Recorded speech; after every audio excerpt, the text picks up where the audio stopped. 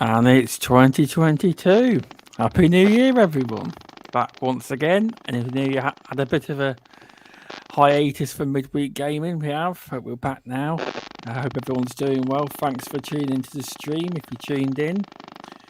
I just want to give a bit of a shout out and it's a bit of a hard one, really, because I want to give a bit of a shout out to Spooky Sprocket, who's in a very bad situation at the minute, and hopefully he pulls through. I know Trinity Warrior, if you're following, has been updating everyone on the situation, but send all your thoughts and prayers to, because it's a really, really bad situation. And he's in a big bad situation. Hopefully things get better. So hopefully he pulls through. So just send him wishes to him. Positive vibes. Yeah, absolutely. Exactly. Just thought I'd give it a mention because he's a good bloke, and I've known Trinity for a long time as well. So, and hey, removable your helicopter. I was about to say, the helicopter. Oh, for crying out loud! Yeah. How's that? Thanks for stopping in, everyone. Back when the dead was first in. Cheers for popping in. And then there's Michael Monkey Punch. Thanks for stopping in. Muppet, how you doing? 7 people. Not bad. There's more coming. Welcome. Cerebral Paul also in chat. He wanted another shout out. Hasn't got one yet. But... That's right. So, I haven't had a shout out while I've been on the channel in a while. So, you know. I know. Yes. So, how are we doing? I'll go with Cerebral Paul then, because he's desperate for a shout out. I'm doing good. Yep. Don't ask me what I've been playing since the last time we did a show, because there's a long list there. So well, we can ask like your favourite games, what you've been playing last year, and that will probably cover that bit. That will. But yeah, I'm doing good. It's been a good day. I streamed a little this morning, and I watched the Eternals before the show, and then I realized I left my stream going for 2 hours without me. Apparently, viewership is way up. No, but yeah, going good. Looking forward to coming back and telling you how often you're wrong. That's always a fun thing for me. Oh, I have missed that. I must admit. Welcome, Doom Reaper. Thanks for stopping in. But yeah, should be good. And welcome to Removable Sanity. How are you doing? I'm doing very well, thank you. I've just, as I kind of mentioned in the little chat earlier, I've had 6 weeks of no hot water, so I'm doing really well. You probably smell really bad too. Holy crap! No, I don't smell of Cheezos and crisps. That's a lie. I do give myself a wash now and then, at least once a year. But no, So luckily the boiler's getting fixed tomorrow, hopefully. So I'll be able to have a nice bath then. But apart from that, I'm doing rather well. You know, we've had Christmas, didn't get hungover, so that's always a good sign. You didn't get drunk. I didn't get drunk. No, I had one beer. Wow. I know. What one is that? Wow. I actually had. What was it? My brother got me the Coors Light. Now in America it's Coors. Okay, that's not beer. That's not beer. Sorry. That's Well, we call it lager. It is effectively. No, it's not even that. It's flavored water. Flavored water. Yeah, because I got told whether it's right or not, but they got took to court at one point to say you can't call it light, and it got proven it's actually quite healthy in calories. So they think is that what you're trying to sell me on becoming an on a very light alcohol? You've got to keep the light in the name. Yeah, it's true. I said it's weird. But isn't lager just a type of brew? Because a bunch of our beers are considered lagers. It's not a brand name. It's type. They're very gassy. It's a very gassy. Right. I would say beer is a very much more hop-based element, where lagers are much more gassy. I'm trying to think of the best terminology. Help me out here, Animated. It's more of a, what would you classify it as? It's just like a. I drink cider. No comment. Is it proper cider? That thick cider. Beer and lager is the same thing. No, I just drink fruit cider. I'm a bit of a, Oh, you're a bit of a fruity cider man, are you? I don't drink very often anymore. I used to drink beer back when I was younger, but I used to drink Snakebite and Black, if you know what that is, back when I was younger. Lager and cider with blackcurrant. I know that very well, and It's actually, got multiple different drink. It's actually got multiple different names throughout the country. Some Snake places bite, call it yes, diesel. and black. Well, it wasn't snake bite and black currant. It's It was not snake bite banned. and It wasn't cherry. banned. It was a lot of pubs banned it because some people that couldn't handle a drink, it made them projectile vomit. Well, actually, it wasn't actually. Well, yes and no. It actually got banned. It was snake bite was cider and cherry brandy, and it was effectively the reason why that particular combination got banned, and it was banned because actually my local did thing was it actually stupidly enough 12 people died from it. Well, cherry B, cherry B's the reason being because 13%, isn't it? Yeah, basically it's cherry. They dropped in a cherry brandy into the very thick, not your typical like watered cider. This was like your 60% proof, proper, almost sludge cider. They would drop the cherry that into the center of it, and it would be like it would sit in the center of the glass, and then you'd sip it, and it would come up like you take little sips of the cherry as you drink the cider.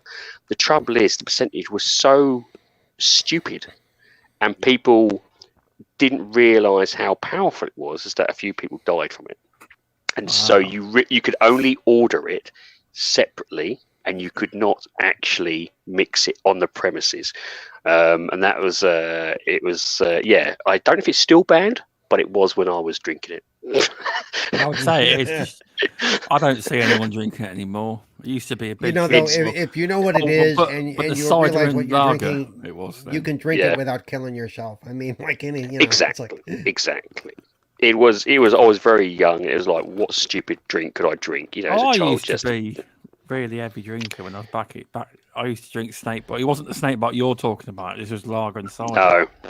I used to take 10. Well, I used to drink about 15 pints of it. That's how much I could drink. That was considered a lot then. Lightweight. And the mate's looking at it and going, lightweight. That's a weekend, mate. That's mixed together. Yeah. You should be going for the white lightning and ice lightning combination. That's a Saturday afternoon, dude. What you're on about? Wow. I'll be honest. No. I am a lightweight. I'm white lightning and absinthe. There you go. Whiting, yes. Jesus Christ. Absinthe. I used to drink that back in the day, and I can still feel I know exactly what it feels like. The vomit. It smells like. Yeah. Everyone has that one drink that they just like never is again. It still legal? It's just that one drink. Is it weaker now than it used to be? It is weaker now. Yeah, and they've weakened it. Yeah, because it used to be like, but you literally when you drink it, you like sometimes you won't be able to see. You're like, fuck. And of course, over here in the UK, we were drinking it from the age of 16. We're not like the Americans over there in 21. Yeah. I was at a gathering one time. That's not legally. He got smashed on absinthe, and he spent the whole night puking his guts out, honking like a goose. It was bad. Yep. Yeah, it is. Yeah. I still give him shit to this day because I couldn't drink that whole night. We were sharing a room, all night long. It was like really good. I must admit, that's the one thing I kind of always never understood it. Why generally the Americans was always they put the alcohol limit was 21. I was always thought, well, that's a bit weird. It goes again in the UK. It was 16 for us, so it's like, well, it was 18 really, but we generally be starting to try and hit the pub. I remember because I live in a small rural place, and I started drinking before I was 3. You may laugh at this, right? Yeah, so. I walk in because I'm used to drinking in the pubs, right? And we'd finished school. Guess who was sat on the table? All of the teachers, right? They all knew how old we were, right? Yep. And not one of them grassed us up. They weren't bothered. Do you know what I mean? Yeah. Well, back in those days, you were very carefully looked after. It was a bit of a different situation. Well, because it was like you could get drunk or you could have a few drinks, but woe betide you if you ever got out of hand, because the locals there would definitely sort you out. Yeah. You do it once, you'd never do it again. I grew up in an Italian family, so I mean, having wine with dinner, or when I would go see my great grandfather, having him give me a glass of wine before I was 3, because he passed away before I was 3. So I've really been drinking since before I was like 3 years old. Mm-hmm. And then my other grandfathers, we got older, we'd go over there and they'd give us a pint of beer or two or three, whatever. Oh, okay. Yep. But so that's my old man used to do that as well. To this day, I can take it or leave it because it was never really taboo. Do you want to drink? Go ahead. Yeah, I suppose it also, in a way, it if you've been brought up in a family that drinks like that moderately, you don't feel the need to binge drink. Is probably the best terminology. What's funny is as you get older, in the house where when I was growing up, we kept wine, but we didn't keep beer. My parents didn't drink a lot, hardly ever, unless we were like at a family member's house or they went out somewhere. But in the house, we never had alcohol for the most part, except for cheap wine. I remember lots of cheap wine. The stuff called Cold Duck. Look it up. It's like the wine version of Mogan David. Okay, it's like So we know what to get you for your birthday then. Yeah, no, I'm good. So that's what happened to me though. When I started drinking at 16 in the pubs, the landlord said to me at 18, "It's not so fun now, you're legal." I said, "No, it's not. It's definitely not as fun." But like, I remember being in a pub raid once, right? And they were raiding it for underage drinkers, right? What don't you do when they're raiding the pub? Tell them your age. And you're sipping and you're sipping your pint. What don't you do? What don't you do? When you're drinking a pint and you all walk in, what don't you do? Run, don't run. No. Pull down your pants. Suddenly drop your pint, don't you? But I didn't. I actually started chatting to them. I said, "What are you doing here then?" Well, look, I was actually underage, and they had because I looked a lot older. They had no clue because I had such confidence. You are a big lad, mate. Unfortunately, yeah. Actually, I was quite lucky. My local pub was a bikers pub, and so the police never went anywhere near it. But again, woe betide you if you ever got out of hand. You know, there was a hierarchy in a bikers pub. And trust me, it was sit down, shut up, drink your drink, and don't cause problems because you learn very quickly not to be a little sod. Welcome, it's Timmy, and welcome Pixel Slapper. Yes, Stubbs is back. The podcast is back. Midweek Gaming. It is. And we've already diverted in the space of 5 minutes. That's right. It's all chit, but it don't matter. Chit chat. Try and keep it more relaxed. It's all good. It is. Do you want to talk about your favourite games of last year? Well, how about I talk about animated? Or we're just going to forget him? Yeah, he's been sitting there waiting for us. Sorry. I'm so not used to this. Hang on, we've done cerebral. We've done removal. Yes. Welcome, animated evil. Thank you for returning. Hello. Hello. After that prolonged sort of space between acknowledging my presence. Yeah. It's great to be back. Welcome to 2022, everyone. Of course. And yes, Stubbs is back, and we're all good and happy to be here, dude. Thank you again for continuing to put up with my shenanigans. No, it's good. I had a bit of a break because at one point, you all know I was umming and ahhing about stuff and all that, but I seem to be in a much better place now, podcasting wise. Everyone needs a break. It's I had a bit of a break, yeah, I did. But no, I need a Kit Kat bar. You can have a break. I want a Kit Kat bar. I'm just saying. Great. Now I'm hungry. Thanks. Yeah. I had Taco Bell before the stream and my pre-stream poop. So good. Oh God! If we see something shoot in the screen, watch out. Oh God! But so animated, anyway, you've been doing well. Yeah, you've gone quiet. Yes, I'm doing good. So yes, you were going to move on to what we've been playing or what we've been playing lately. I think it doesn't have to be favorite game. Favorite game from last year. Yeah, it doesn't have to be a game that's new. Just a game that you loved last year. It doesn't always have to be that of a new game. Do you know what I mean? Just like the games you enjoy playing. It is really. Okay. Who wants to go first? Removable. Let's go with you, Removable. No. I talk. Yeah, I'll let you go first. You go first, Cerebral, because you were the last person to talk. No, animated was the last person to talk. Animated, sorry. Yes, animated. Oh my God, my brain's going. Okay, Apologies. okay. Fair enough. I remember that. So, I remember a show last year that happened in. Do you remember that? They kept referring to animated as removable. Do you remember that show? Yes. It kept going wrong. Yes, and I also get called Tushy off other people as well, so it's fine. I'm forgetful. It's all good. Definitely it has to be the game I put the most time into recently, which is Octopath Traveller. Nice. It's a very small game, turn-based RPG, very 8-bit, but it took me to a nice warm place that was just reminding me of Final Fantasy VII. It hasn't got the story elements. It's not as good as that game, of course, but that's what I cut my teeth on back in the day in turn-based. And it just sort of gripped me straight away. I think I'm 74-ish hours in, I think. Nowhere near finish. I'm not even 50%, I don't think. So I have played a lot of that. I sworn to myself this week I would take a break from it. Just because it was a case of, when you're 70 hours in a game and it's just a bit, let's just back it off a little bit because I'm obsessed.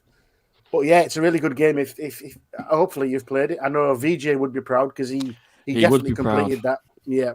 Mm-hmm.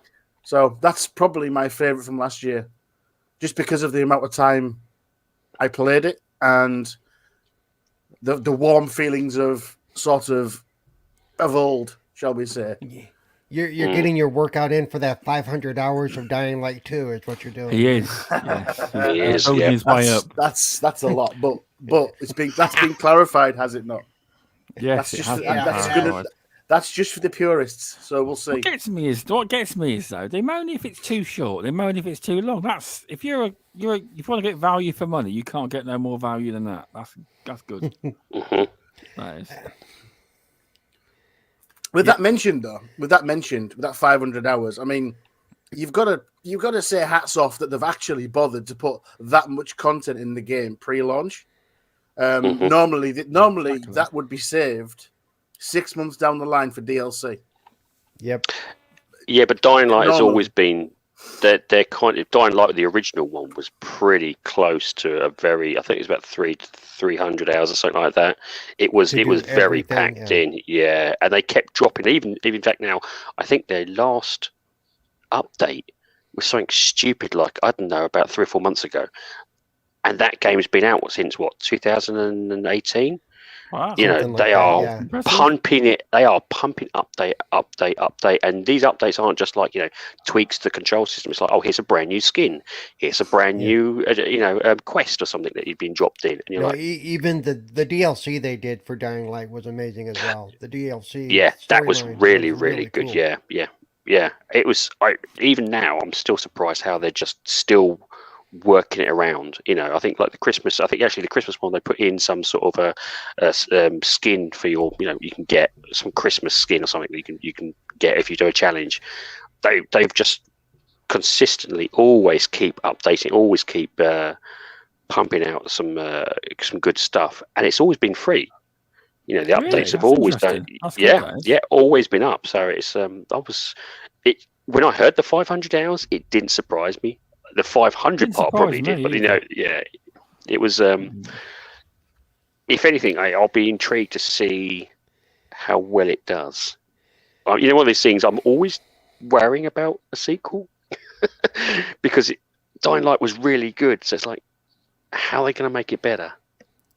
I'm kind of nervous. Improvements on the technology, though, and improvements on what they can do visually and stuff like that is kind of what I'm looking forward to. Welcome to the Indie Gamer. Thanks for stopping in, and welcome to Judzilla Music as well. Welcome, mate. Good old Judzilla. I haven't seen him in a while, but if you have been watching my channel lately, the music in any of my screens is from Judzilla. He did an amazing job for me. So, if you need any music for your streams or other purposes, get a hold of Judzilla. Seriously. It's true. And he's done a cover of a Gears of War song recently, and they have nailed it. That's incredible. check that one out. Have you got any other games you liked last year, animated, or was that just the number one your favourite? That's probably the number one. I played quite a few over the Christmas period. Helicopter. I didn't play Helicopter Simulator. Obviously, Removable Sanity did. Yeah. Is it me again? Come on, what's going on? Yeah, you're Helicopter. Yeah, definitely. I think there's just so many. I've just started Mass Effect, which is going to take over my life again. I also started a third run of The Witcher, which I do have 450 hours in. So I've done new game plus on The Witcher. So that's interesting, starting at level 46. Obviously put the difficulty up. Doesn't help when you come across enemies that are 93. But yeah, that's pretty much my favourite. Witcher 3 is always going to be my favourite, I think. Oh, it's one of those. It's just one of those games I can go back to again and again and again. Isn't it due to get another big patch? It's a 4K update, isn't it? Yeah, it's supposed to get the Series SX. I don't know if it's going to get a PlayStation 5 update, but definitely the Series S and X update. It's been clarified it's free, isn't it? Yeah. Yes. Yes, I think so. Because that was me thinking they'd just re-release it because they've released it that many times. But it's good it's free this time. I think they've made their money on that game now, don't you? I was going to say there are a few games that you end up playing for quite at least a couple hundred hours if you 100% them all the way through everything. The Witcher 3 is one of them. Some of the Assassin's Creed can get up there too if you do all the collectibles and all the side quests and all the they can get up into the hundreds of hours. And if you do it over a period of time, you don't realize you've spent that much time in the game because none of us are doing this all in one sitting or all in 1 month. We're doing this over, like I'm sure animated. He'll stop playing for a while, but he'll go back to it. And look, I didn't do this last time. Let me go do this, and you end up doing the one more thing, one more collectible. Next thing you know, you've clocked in another 6 or 8 hours. So it all adds up. So it can be done and be enjoyable. I think just seeing it up front scared people. Like, holy shit. But how many of us have over 200 plus hours in Skyrim without blinking an eye? Yeah, because I've got that's true. Me, do you know Centurion? He's second playthrough. He's a big fan of ESO, Elder Scrolls Online, and he's got thousands of hours. He said to me, it must be scary for new players because to even catch up with the latest content, you're looking at you could be looking at over 1,000 hours just to catch up with the current content. But there's value for money there if you enjoy it. There is. Yep. There is. That's the whole thing. And once the next gen patch comes out for Cyberpunk, I'll probably be back into it for a bit. I think I'll be doing that if it ever comes. Has it been the date? Well, because obviously there was these leaks and everyone jumped on it. Then they debunked it. They weren't true. Yeah. Someone made it up. They did. But hopefully it will come at some point this year. Hopefully. It will. So let's see. For me, the more recent highlights are, of course, I did Guardians of the Galaxy. I ran it all the way through. If I wanted to go back, don't spoil it for me. I'm near the end. If I wanted to go back and pick up a couple of things, I could 100% it as far as the achievements go. But I don't know that I want to go back right now. And there have been a few other games I've done that with as well. I've completed the story. In fact, I just did with Far Cry 6. I completed the story.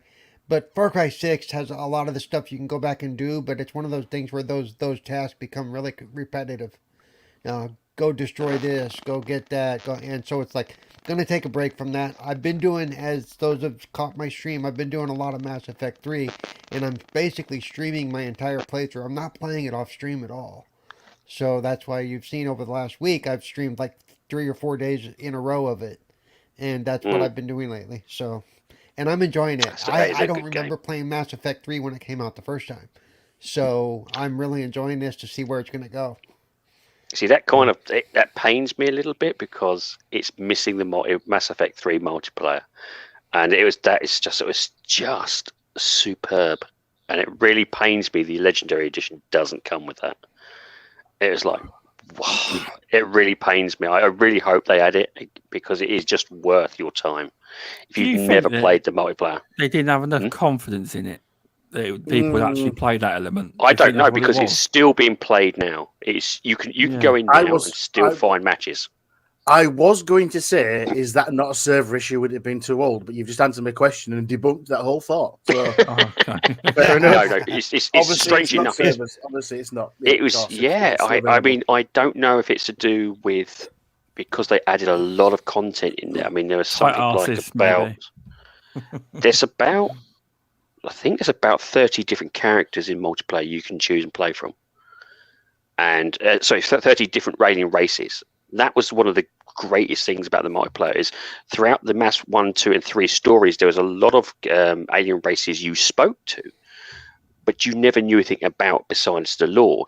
In the Mass Effect 3 multiplayer, you actually could play as the alien characters, and you could also see their powers and skills, and you could use them. So you would know the Volume had particular powers and skills that were perfect for his character, and it kind of bumped out the lore of those alien races even more, and it was really, again, it's just really fun to play.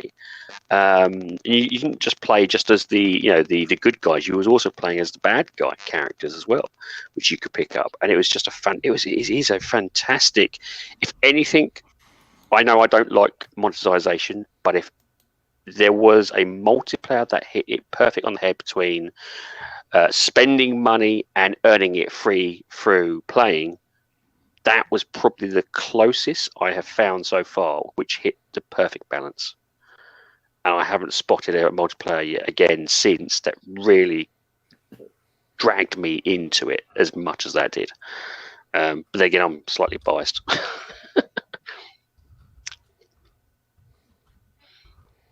Fair enough. So there you go. Who's left? Who's left? I think it's, let's see, we've had Animated go, I believe. I went. Oh, it's me, isn't it? Oh, God. It's you, yeah. The favourite game of the year, I really can't say because I was so lucky to play so many fantastic indie games last year that it is hard to put one above the other because there were so many different genres I managed to play, that each had their own unique flavour, unique take, unique style. That was just like, wow, the indie developers here have really gone out their way to, to do their business in terms of time, in terms of the amount of time I've spent with any particular game. Scarlet Nexus is that one. That's the one that's probably taken me the longest, and I've completed one character, and I've got a chance to do the second character, which is the characters. You get almost like one story from one character's point of view, and then you can play the second character and see it from their point of view, and their different way, and their different takes, and their different powers.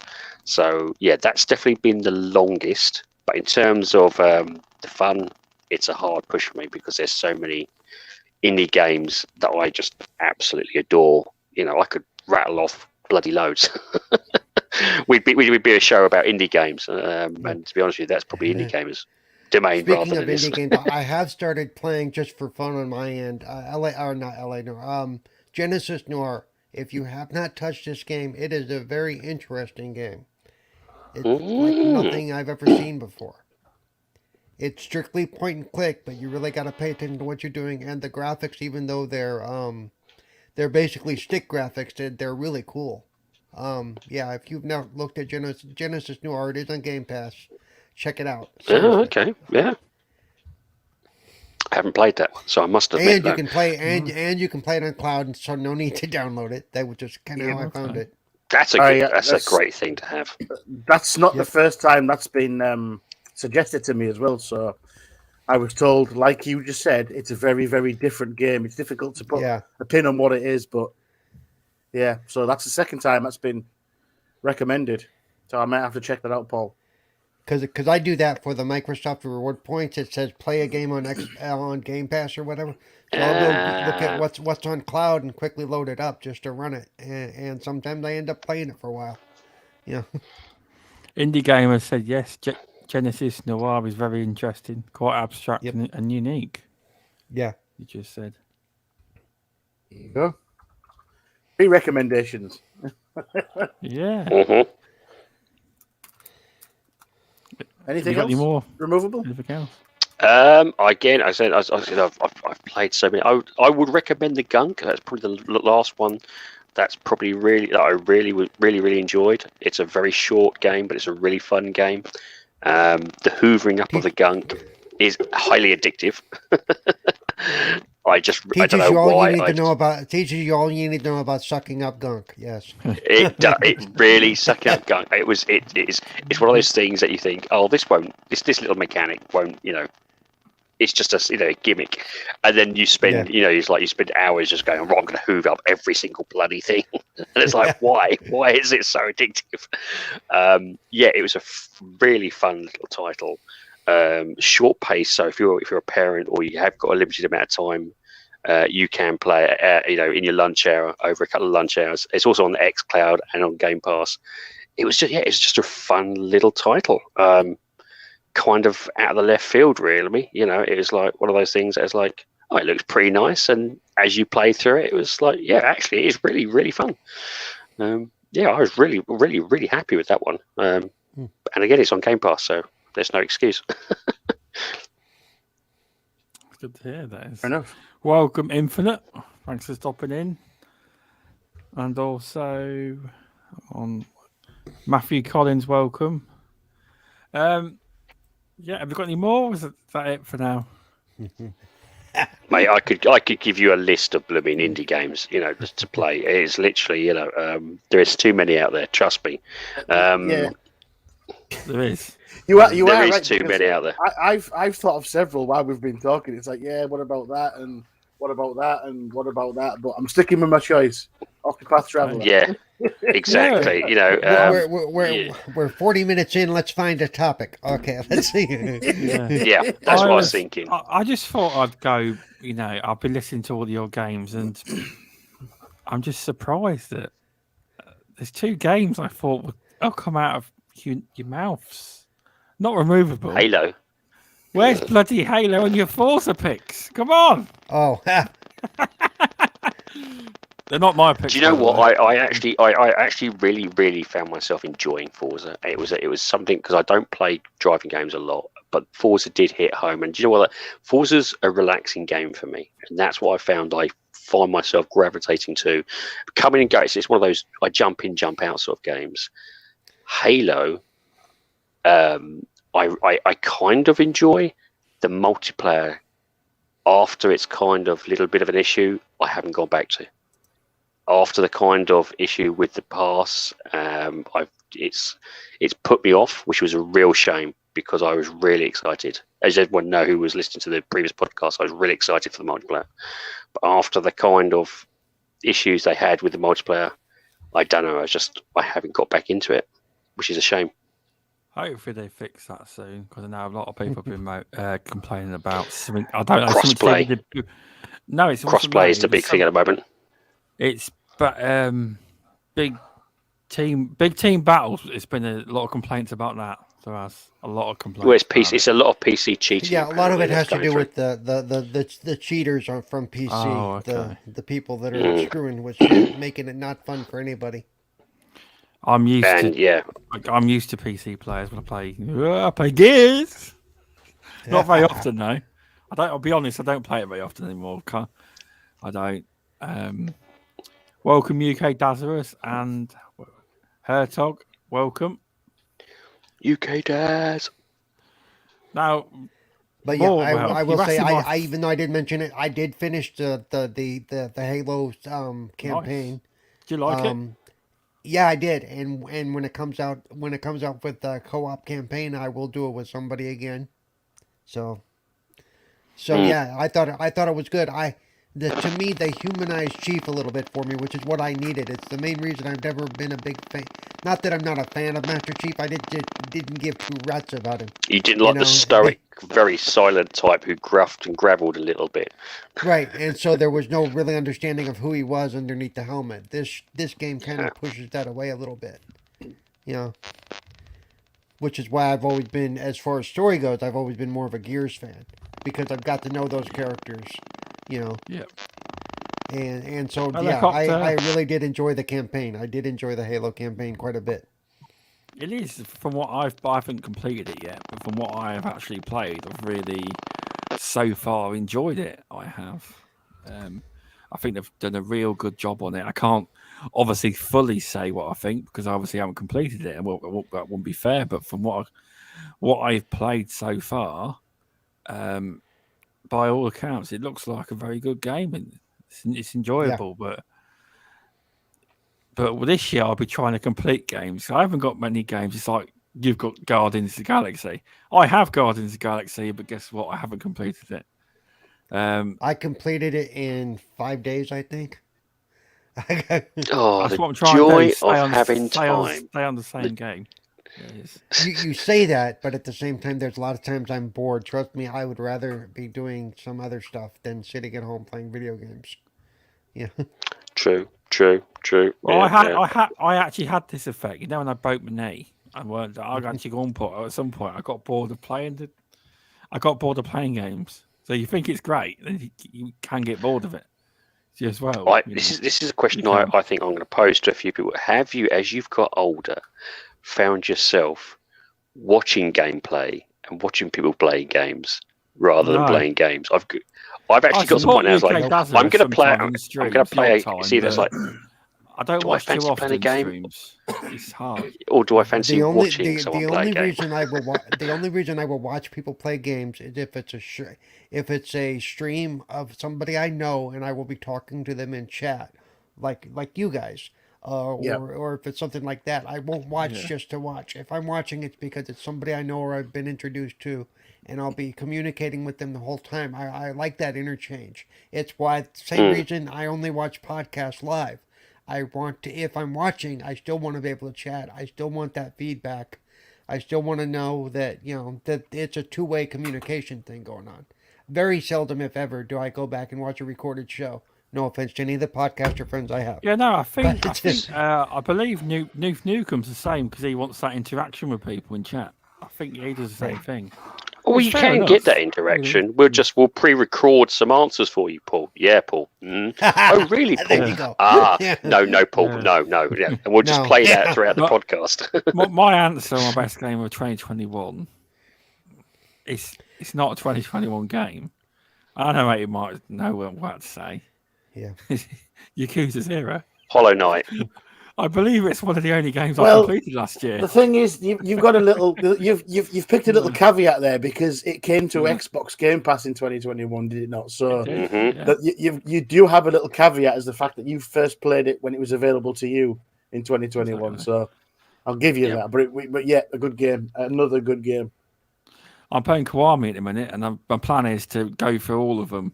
But obviously, I didn't realise it was leaving. And as me, VJ, and Removable were playing it, we're playing Back for Blood. I think, and Removable goes, did you know that Yakuza 0, Kiwami, and Kiwami 2's leaving? I was like, no, this can't happen. And I was like, it can happen. And then he was panic in his voice was real. It's on sale. Luckily, they're all on sale, and I got 0 I'd completed 0, but I wanted to own 0. £1.94 or something. I got all of them for about £11. Yeah, it was less than £15 for all of them. I did exactly the same thing, sir. Yes, I was like the panic. Bargains though, I think, but they are technically really old games. But as you're right, they are new to Xbox. They are. But yeah, it's like even though I completed Yakuza 0, I was probably 60 hours, and I think you had 80 hours in it animated when you completed it. More. Probably more. Yeah, he passed 80. I think he was over 100 by the time he finished. Was it about 123? And I think it was 47% complete. I think that's something stupid like that. Yeah. That much. Although the maps, if you play them, you'll think, "Oh, what the hell's this?" They're not big, but there's so much there. It's no Assassin's Creed, but a lot of the side stories are not all generic. They're not all copy this, and they have leading points to do. It's quite no, but the problem I have with Yakuza is a lot of that time is spent watching a movie. Yes, I agree with a you. lot of that 140 hours is spent watching a movie. It does do that. Yeah, it's very Japanese anime type, isn't it? Where there's like these big events happen, and you got to sit and watch and skill gap's a bit odd. 1 minute you'll be able to smash a guy and beat the crap out of him really easy. Yeah. Next minute he's super hard. Do you know? It's really weird.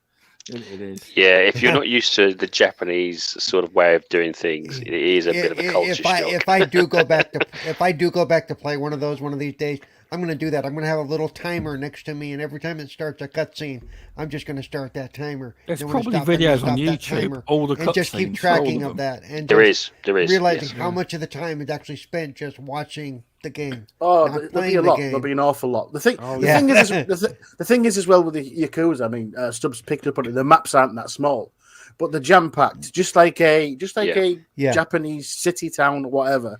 And there's challenges in every extracurricular activity. So if you want to go bowling, there's challenges within the bowling. If you want to go and play darts, there's challenges within the darts. So that's the kind of things that take the time. It is, yeah.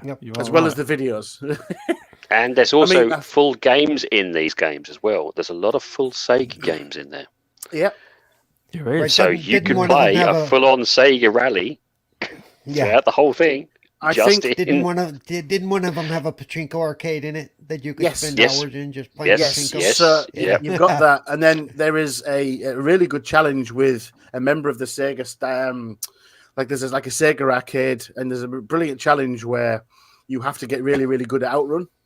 You basically have the full game of Outrun where you can sit and you have to beat this member of staff. Yes. And if she beats you, you got to do it again and again. But it is the full Outrun race. It's the full thing from back in the day. There's that, and there's Super Hang On, and more. I think there's Sega rallies in there. There's fun that every of the Yakuzas there has always been a variety of full Sega games in there, and it's just mind blowing, which is weird because it's like what's it, Inception, where you've gone into a game and then you're playing another game inside the game. Yeah, you're like, what am I really doing? Because I've had it before where I was playing a Sega Rally and someone walked past and went, "Are you playing Sega Rally?" It's like, actually, no, I'm playing a Yakuza game. They're like, what? I sometimes go in there and mess about in the arcades, but I don't go on them. I go on the they call machines. They call them claw machines, but they call them UFO catchers. I just I just do them for a bit.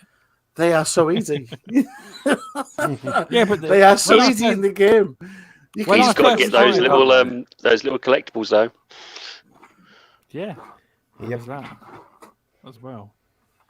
There is.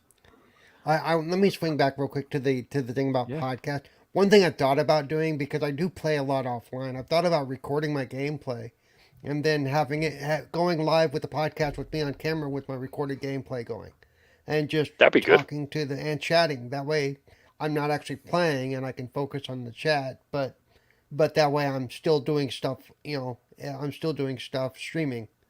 So I thought about doing that as well. Takes the stress away from cussing at the camera every time something goes wrong. I can cut those I also parts think out. Surely that can be a little bit frustrating because you're trying to do two things at once and keeping an eye on chat as well as keeping an eye on I gameplay. feel so bad if I've got so focused in the game and I look back, 20 minutes earlier, somebody says, "Hey, Paul," and because I do, I honestly feel bad if I missed it for that long. Because I know as a viewer, you become engrossed in the game, don't you? As a viewer, if I don't get a response within 5 minutes, I think, well, they're not paying attention. Why should I hang out? And so I know how it feels. So yeah, especially like you said, you like that interaction, right? Right. See, I'm a bit like you. If I watch someone stream live, if I know them, so I'll go into yours when I can. Time zones are a bit of a shitter for me in that point, no. But on UK Dazarus, I generally jump in his if he's on Twitch. Podcasts these days, I struggle to hit live, but I do watch a few after the fact. Oh, I do. Wow. Yeah, Gaming Beyond the Box is one of my favourites. I normally do afterwards. I'll go back and watch the ones after the fact if I get told later, yeah, we were talking about you for a little bit. Oh shit! Yeah, let me go see definitely back on listening. Yeah. It's a lot less than I did. I mean, I used to watch a lot all the time. I just consume them. But these days, no, not so much. It's busy lives, mate. It's busy lives. We're adults here. You know. I think some of us are. Some of us are. I think it's less of that. I think it's less of that for me because I'm on a couple of podcasts. I don't want to be influenced by other people's opinions. I'd rather give you my opinion, what I think, rather than me listen to someone talk about that and influence what I think when you ask me a question. Do you know what I mean? You might have noticed I don't have that problem. I'll tell you who says that. I obviously I'm a patron of Last Stand Media. Watch the Defining Duke with Mr. Matty Plays and Lord Cognito. But the guy who runs Last Stand Media, Colin Moriarty, that's what he says. He doesn't watch other podcasts, so he can't be influenced by anyone else. So that's what he does. I don't watch him, so that's all. No, you wouldn't. Yeah. Well, just saying, not many people say it. No. Yeah. Every time I hear the name Moriarty, I just think of Sherlock Holmes. So.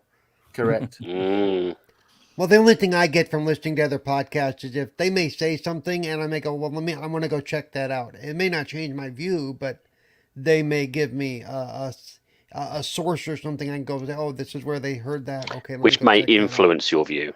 And that's what you want to be as honest as you possibly can at that particular moment. But with me, it will only influence it, making it more of an honest view, more of a correct view, you know? Yeah. Welcome to All Airtime. Thanks for popping in. So, I reckon we might flip to a different topic. Dun, dun, dun, dun. This topic? Jeez, really? What do you got? Everyone's talked about this. I haven't heard many podcasts talk. I don't listen to as many. Animated does wear a red thong. Get over it, Stubbs. What do you guys think of Ubisoft subscription coming to Xbox? And the man Animated Evil predicted this quite a while ago. He did. Can I go? If I predicted, can I go first? So yes. Is it predictable? It wasn't. No, it wasn't so much as a prediction as a wish list. It was. I did say that it has to come. There was rumors that it was going to go to into Game Pass months and months and months ago. Not.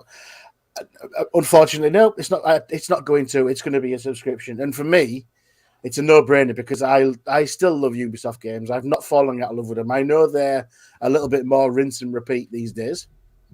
So it was definitely on my wish list. I said I was expecting this announcement somewhere. I can't remember if it was all the way back in E3 because there was rumblings, wasn't there? I think it was, yeah. It was probably the pre-E3 when you asked, "What do you want to see from E3?" And I said for this to come into game on Xbox as a subscribable program. And yeah, I'm big beaming smiles. I like it.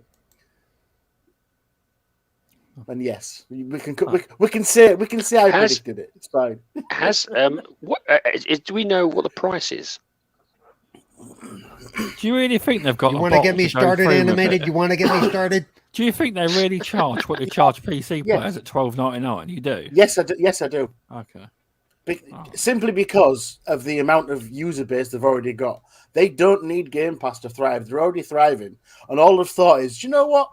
Let's tap into this. Let's tap into ecosystem. However many million now that Xbox Game Pass has got. It's another. If it's 15 million, it's another 15 million that they may not have had otherwise. Maybe half that, maybe 7.5 million, but they're still going to charge the same price, in my opinion. But yes, Paul, I want to get you started. Let's go. We don't have any of that information. They've simply said they're coming. No. They haven't given any details at all. True. Literally, it's coming to Xbox in the future. Yeah. And that was all they said, really. Oh, I know. They said with the rest of that announcement was the fact that other game is coming next week. That is coming to Game Pass day one launch, whatever it's called. Extraction. Rainbow Six Extraction. Yeah, Rainbow Six Extraction. Yeah. that was what the bulk of that announcement was about, is Rainbow Six Extraction coming to Game Pass day one. Absolutely. I mean, it would only, for me, I don't know. I'm poor. So for me, another subscription service is kind of going to be eating out of my wallet that I don't really have. If it could be added to the Game Pass, that's only going to add value. But I fully understand why it won't do that. I mean, EA's has done that, so I suspect. Now, as you said, I did say the other day, I did say on Sunday to Animated that give it a year or two, and it will be part of Game Pass. It will be pulled into Game Pass within a year or two. In some form, and yes, in some form. Yep, you did say that. I mean, to be honest with you, I mean, for the poor people like myself, if it's part of Game Pass, it is going to be if anything, it's going to, for me, it's going to be hard not to recommend. I mean, it's not, Game Pass is already not hard. It's pretty hard not to recommend it to other poor people like myself anyway. But that means it just adds more and more value, and it becomes, I would say, almost like a no-brainer. It's like there you go. You've got. Yeah. Even if they add a $5 bump to Game Pass, well, I'm paid through almost the middle end of 2023, so I don't care what they do. But with the point system as well, even if they were to make it $20 a month instead of $15, that's still more doable than an additional $12 to $15 a month for me. And mix that in with the point system where you can kind of save up your points and then use your points to pay off the actual Game Pass subscription, which is what I do. Which I think a lot of people, if they can, they do it. Yeah. I just, to the people who are on the bread bin, like I have 3 friends who are like that. I kind of always rant about it. As I always say to them, it's like, if you can't afford a lot of money, this is a good choice. This is a really good choice for you, and it means that you don't have to worry about your kids moaning about. I wouldn't say not having the latest game, but choice of games. It's a great choice there. If you can't afford it, or you're limited in terms of your funds, the Series S with Game Pass is a fantastic package. But once Xbox gets all their studios up and running, you're guaranteed one quote AAA game once a quarter on top of all their other studios cranking out stuff that once or twice a month for the next year or so. So your kids are not gonna be lacking for choices. Okay. No, and I have noticed lacking for choices. I have noticed there are more parents who I would say are not fully PC or gaming aware, who are starting to notice this, who are in the lower end of the poor society like myself, who are who struggle, who are working their backsides off and trying to make ends meet at the same time. I do see more and more of them going, oh, okay, that's a viable solution. It's a slow progress. I must admit, Microsoft hasn't really done a good marketing, in my opinion, to maybe to a more wider audience. I think really, as far as I can tell, it's more of a word of mouth. The kids talk about they talk to their friends about it, rather than and if you've got a gaming parent like me, then I talk about it. But in terms of an actual wide network. I think part of that still has to do with the availability of the new consoles. Because it's hard to push a product to sell if you don't have the hardware to sell it to. It's like a lot of my friends, a lot of people, some of the people I podcast are saying, I go into Walmart right now and pick up 15 PS5 controllers, but I can't get a PS5. So what good does that controller do me? So and it's kind of the same with yes, you can use Game Pass on the older consoles, but if you really want to, for marketing purposes, it's probably better to wait till you have more of the Series X's and the Series S's out there where they can readily go pick them up. Well, in relation to that, I actually have a friend of mine. I was actually speaking on Twitter literally today, and she's only got a Xbox One original. And one of the things I did say to her was like, how is your internet speed? Because of xCloud. Yeah, cloud. And she has been using that for her kids. And that has also fundamentally helped. So yes, whilst it is a lower tiered system, she luckily has a good internet connection, and actually she's getting a better. It's strange. She's getting a better game experience from the xCloud than she is from the Xbox One original. So it's like it does help. I think.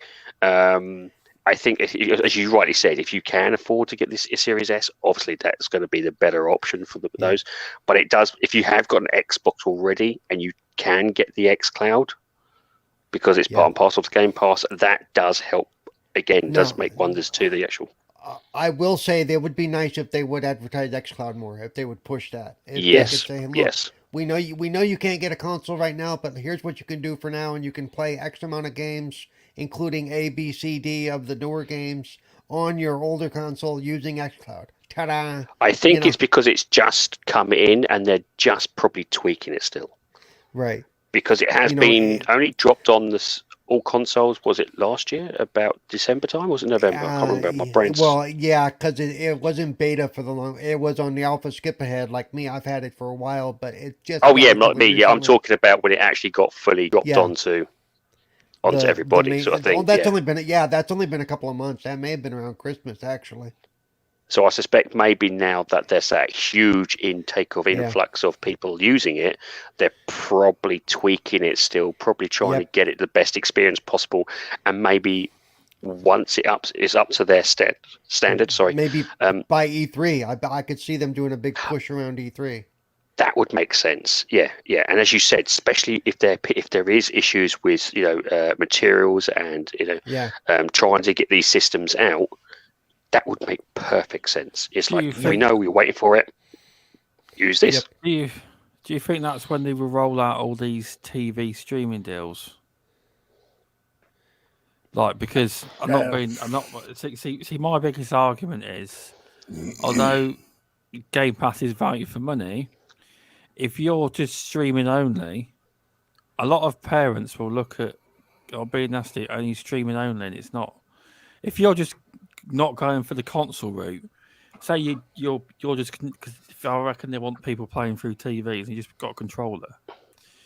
I don't think a lot of people would. I think some initially, I'm not about hardcore gamers I'm about the masses to convince the masses. I think they're going to have to drop the price down to convince people to actually come onto it. They want hundreds of millions of people. They don't want. I would disagree with that. If they do a cloud only plan, that's going to be $10 a month. If it's like the console only or the console or the PC only or the TV only systems, Right. So because it's a software, then, isn't it? Yeah. Yeah. I personally, sorry to interrupt, Paul. I don't think that they're ready for the TV thing yet. It may be something in the future, but I don't think it's going to be anywhere near yet, because I don't think it's going to be this year for sure. Oh, nowhere near. No, I was about to say that not everyone can actually plug something that'll do that into the TV.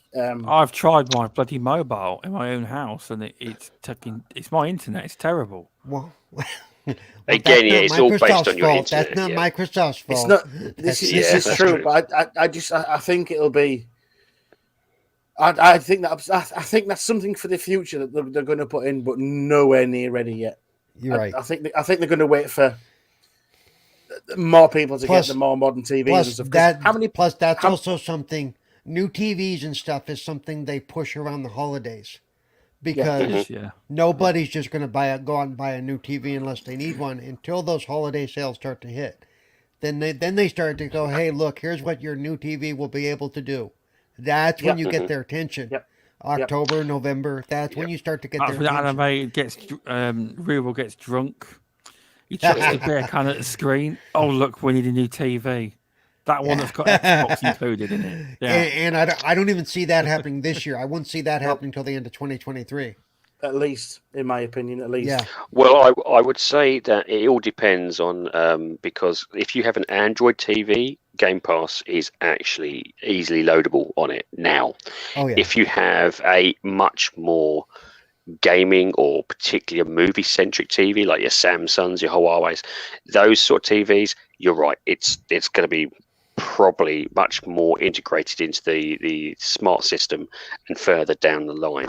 So it all really kind of depends on the TV. And I think you're right. I think it's mostly dependent on the individual's internet. If you've got a really good, bandwidth, you're fine. If you haven't, like a lot of places in rural England and probably rural America, middle America, you're gonna have some places. Dial-up is probably still going on. Well, no, not even worse. Satellite. Wow. And you cannot play games on satellite. And I do know a few places in the really rural areas of England that still have dial-up. They just haven't got to it yet. Yep. It's like, oh my god. And I'm sure like America's probably got a couple of things you were saying, isn't it? You said is it satellite you've got out there? Oh no, yeah, especially in Middle America because there's no high speed lines out there, so they get satellite, and there's a 2 to 3 second or a 3 to 5 second delay between transmissions, so you don't game on satellite. You do not. Yeah. No, not by the sounds of it. So as I said, until the infrastructure's there or is better, it's probably going to be a slow progress, but they've done the groundwork, isn't it? That's what I'm saying. It's the groundwork's there. What's interesting? Let me throw this out there real quick. Even though it may be slow for the UK and for America, Japan has a much better internet infrastructure than we do. I could see them making the initial push into Japan before they did it here or in the UK. It's not just Japan either. It's other areas as well. All of that side of Asia. Yeah. Mm-hmm.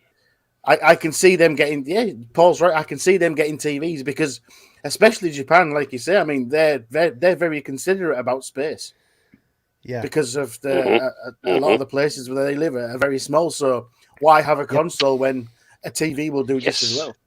Yep. Well, that's why mobiles are the pinnacle of their gaming systems out there. It's easy. And Phil's made that market his push, and Phil's made that market the push. So that's where they're trying the to sheer numbers into. out there. The sheer numbers alone. If you I wouldn't say conquered or broke into Japan, that's a huge bump to yours. Market. It's just getting the right catalogue. Because what's that big game in Japan? Dragon Quest. They should have tried to lock that down for exclusive or limited time exclusive. That's a national. VJ told me that they have national holidays over there when that game comes out. It's massive. It is. It's highly addictive. Yeah. I think that was more of a political thing. I think they did try, from what I've been hearing. It's just that there was a little bit of resistance to Western influence. Yeah, it was like, wait on a minute. But from the Ubisoft perspective, with me, I'm not really interested. I don't really play Ubisoft games anyway. I don't. If he's not Gears, he's not interested. I mention it a lot. I don't play Gears very often anymore. I don't. I can't be bothered. Do you even game? I haven't even played Gears. I haven't even completed Gears Tactics because it's an RTS game. I know all the lore to it. I know all the lore already that happens in the game, and it's just the RTS. I just can't get on with them. I can understand that. It is actually a really good RTS, and I must admit I haven't completed it myself, but I really enjoyed it. It's really got a good system, and the fact you can create almost like individual characters, to kind of come along with these main characters. That's part and parcel. It's really, really quite fun. But yeah, I can understand if you're not an RTS fan. It's a bit like Halo Wars. If you're not an RTS fan, many people skipped on Halo Wars, and it's like, that was a really good game as well. Yeah, Halo Wars and Halo Wars 2 were both very good, actually. The trouble is, I think, are you using a controller, Stubbs, when you played the Gears Tactics? Yeah. You see, I would, and this is the thing that I kind of frustrates me with a little bit with Microsoft and Xbox. Mouse and keyboard work, and they work really well on your Xbox, and they just really don't showcase it off more. I mean, I had it on the Xbox One X, and I had a few RTSs on it, and it worked really well. The biggest fundamental problem I had, because I used to play They Are Billions. Sorry, There Is Billions. So you're telling me mouse and keyboard works? Yeah. Yes. So the things people accuse the PC gamers of, right? The mouse and keyboard element, there's mods you can put into the mouse and keyboard you could plug in, and you could do literally the same thing exactly for your Xbox. Well, this is the problem, because you can't do mod stuff. Yeah. No, and this is a problem I find a little bit with, and this is probably some of the developers, because I was just about to say They Are Billions. It had support for mouse and keyboard, but you could do nothing with it. It was literally, we've just allowed mouse and keyboard support. And so you couldn't change any of the key bindings, you couldn't change any of the sensitivity, and it was like, oh my god, this is an absolute arse, because it was really helpful, and it was actually made the RTS experience a lot better, but they didn't allow enough support for it. And I would really like to see a lot more of these RTSs have almost the same support as PC have, because I think then you're going to see a lot more people use mouse and keyboard for specifically your point and clicks, your RTSs.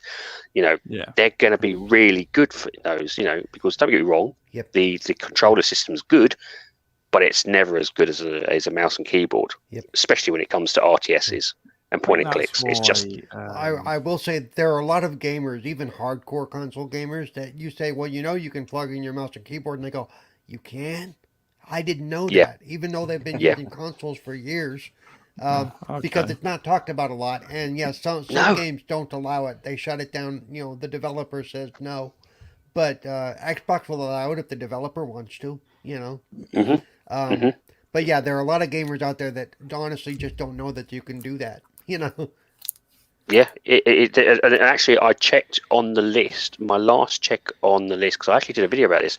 This was last year. The last video ones I checked that allowed for mouse and keyboard, it was 7 games, 7 out of all the RTS on the Xbox gaming system. 7 games allowed for mouse and keyboard, and I was like, "What?" And it's like, it wouldn't take Xbox much to make a little promo video. Go, did you know, guys, girls, you can plug your mouse and keyboard in?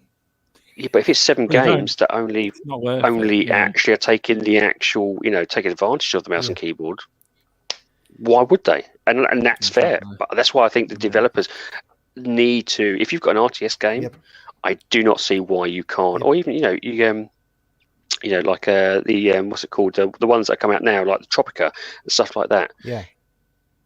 Really push in the mouse and keyboard aspect. I even get it for I even get it for for Squadrons the other night last weekend. I was using a flight stick. There are still people out there go, you can use a flight stick on the Xbox? Yes. It has to be 1 or 2 very specific flight sticks, but absolutely. And I was flying circles around these guys, because I have greater control than you do with the regular controller. Exactly. And it's just, it feels like there's like a PR disconnect. Am I just? Is it just me who feels that way, or is it just? It does seem to be like some of these. When it comes to even flight sim, they didn't tell people, hey, you can get because there would have been a great bundle if you want to buy flight sim, because some people do. You can go and buy this joystick and buy flight sim and fly it on your console. Yeah. And it's weird because it would elevate the system. Yeah. If you said, by the way, all these peripherals work, all these genres work really well with, say for instance, the RTS. I keep going back to the RTSs because it's the most easiest one. But say, do you like your RTSs? Well, you can still play mouse and keyboard on it. Bam. Go ahead. And it is literally, you can just plug in a Bluetooth mouse and keyboard. It is that simple with a dongle. Don't get me wrong. PC is definitely the place for... Well, you don't even have to do that. You can plug in a corded one, because I don't know that any of the dongles work. I actually have got. Yeah, I've actually got one. It was. I actually can tell you the one I use, and it is a Bluetooth dongle. Okay. That works. But it's not Bluetooth. It's a very specific one, right? It's a very specific one. It's not. No, it's not. It's a. Because not all. I don't think all dongles will work with it at this point. I don't think Microsoft has opened it up to all because that creates a whole new set of difficulties. Okay, yeah. Well, the one I've got it was a £20 Amazon one. I'll try and put it out what it was on Twitter, and it was literally it's not. I don't think it's Bluetooth either. I think it is literally just a 2.5G whatever it is called dongle that you just plug in. Because if it was Bluetooth, I would think the Xbox could connect directly. I think that's where it is. I think it's the Bluetooth. I'm going to say I know my Logitech wireless works fine. It really does. With no dongle, and it's a Bluetooth connection. No, it's got a little dongle thing. You plug it into the USB, the USB at the front, and it works fine. Okay. Yeah, that's a 2.5 G, isn't it? And Logitech, most Logitech stuff works with Microsoft stuff. I think that's what I've got. I've got the Logitech one. It's a very basic £20 small keyboard. Is it one of those keyboards and Bluetooth mouses combo? You know, I can't afford a lot. Yep. Welcome to see that Ryder. And welcome from Speculation, Mav. Cheers for stopping in. But yeah, do you think they ever put the? I don't know if they ever would, but do you think Atlas would ever put Age of Empires on the Xbox? Yeah, Age of Empires is on the PC. Is it on console?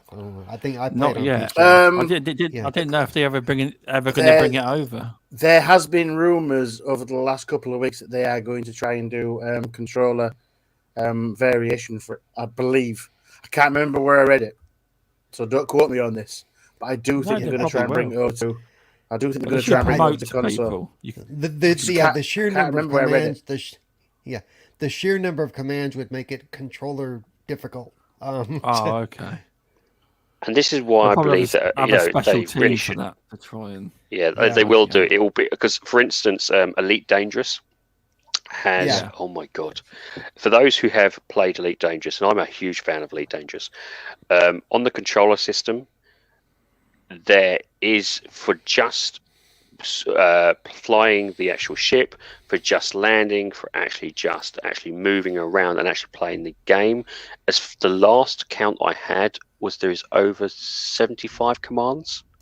Oh, ouch. And and to do that with a keyboard, to do it with a controller, there is a lot of stuff that I can't do. So I've actually tweaked it and formalized it down into certain aspects, and it's stuff like left bumper with X, left bumper with Y, left bumper with D-pad, right to your right, left bumper with and it gets really, really complicated very quickly with a controller, and that's why I was so happy that a mouse and keyboard support was utilized. It's like, fantastic! Because I don't have to mess around with stuff. Well, and for somebody like me, all that idea of left bumper this, left bumper that, it's a nightmare. I actually had a sheet on the wall. Because I had a sheet on the wall say, okay, left. So it was like put your feet down. Okay, left bumper on the D-pad. Switch to different weapon system. It was right bumper. If I had to write a sheet out, I'd think F this. I'm not playing. Well, because it was so fun. Don't get me wrong, the game is really, really fun, and it gets very addictive. I mean, I've put in 800 hours, something like that, stupid in it, or something like that. But the trouble is, the control system is just not built for it. So you kind of work around it. When the game's that addictive, you kind of think, well, how do I work around it?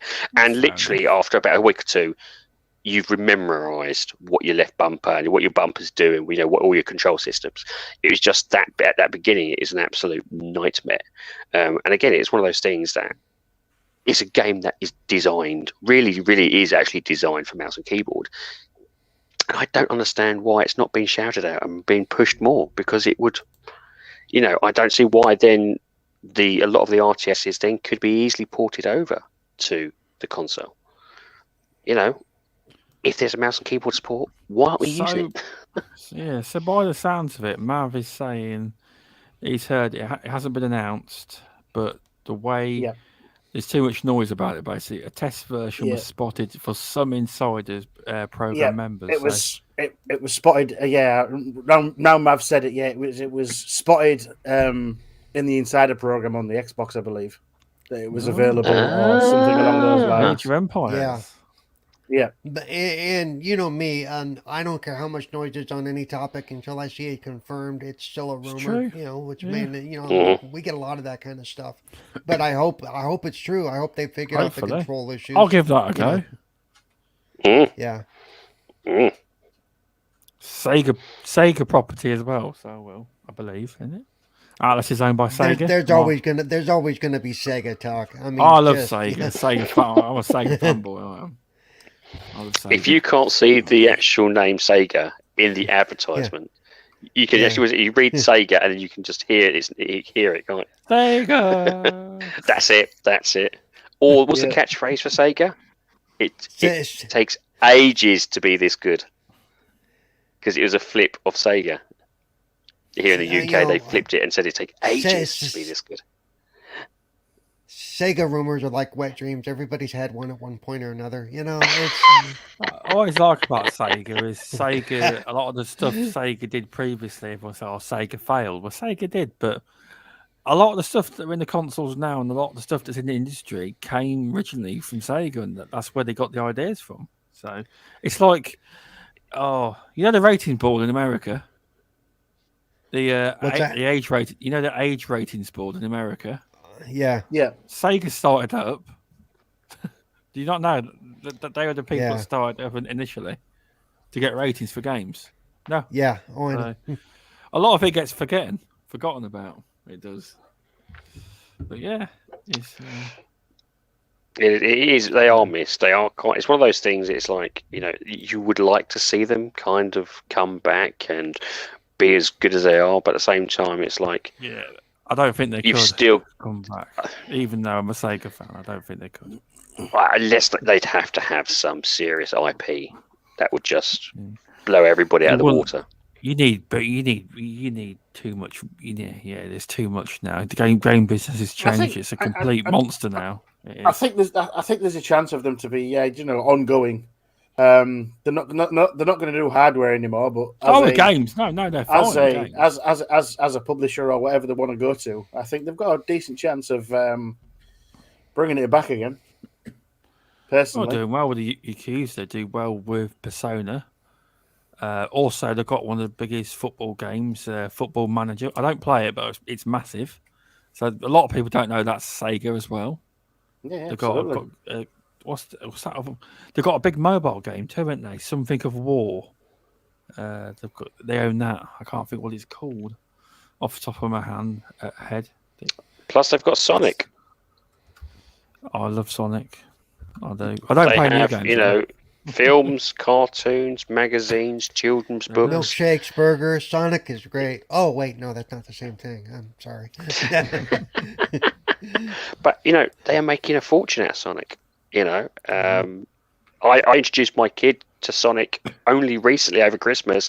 I watched a Sonic movie and he absolutely loved it. So...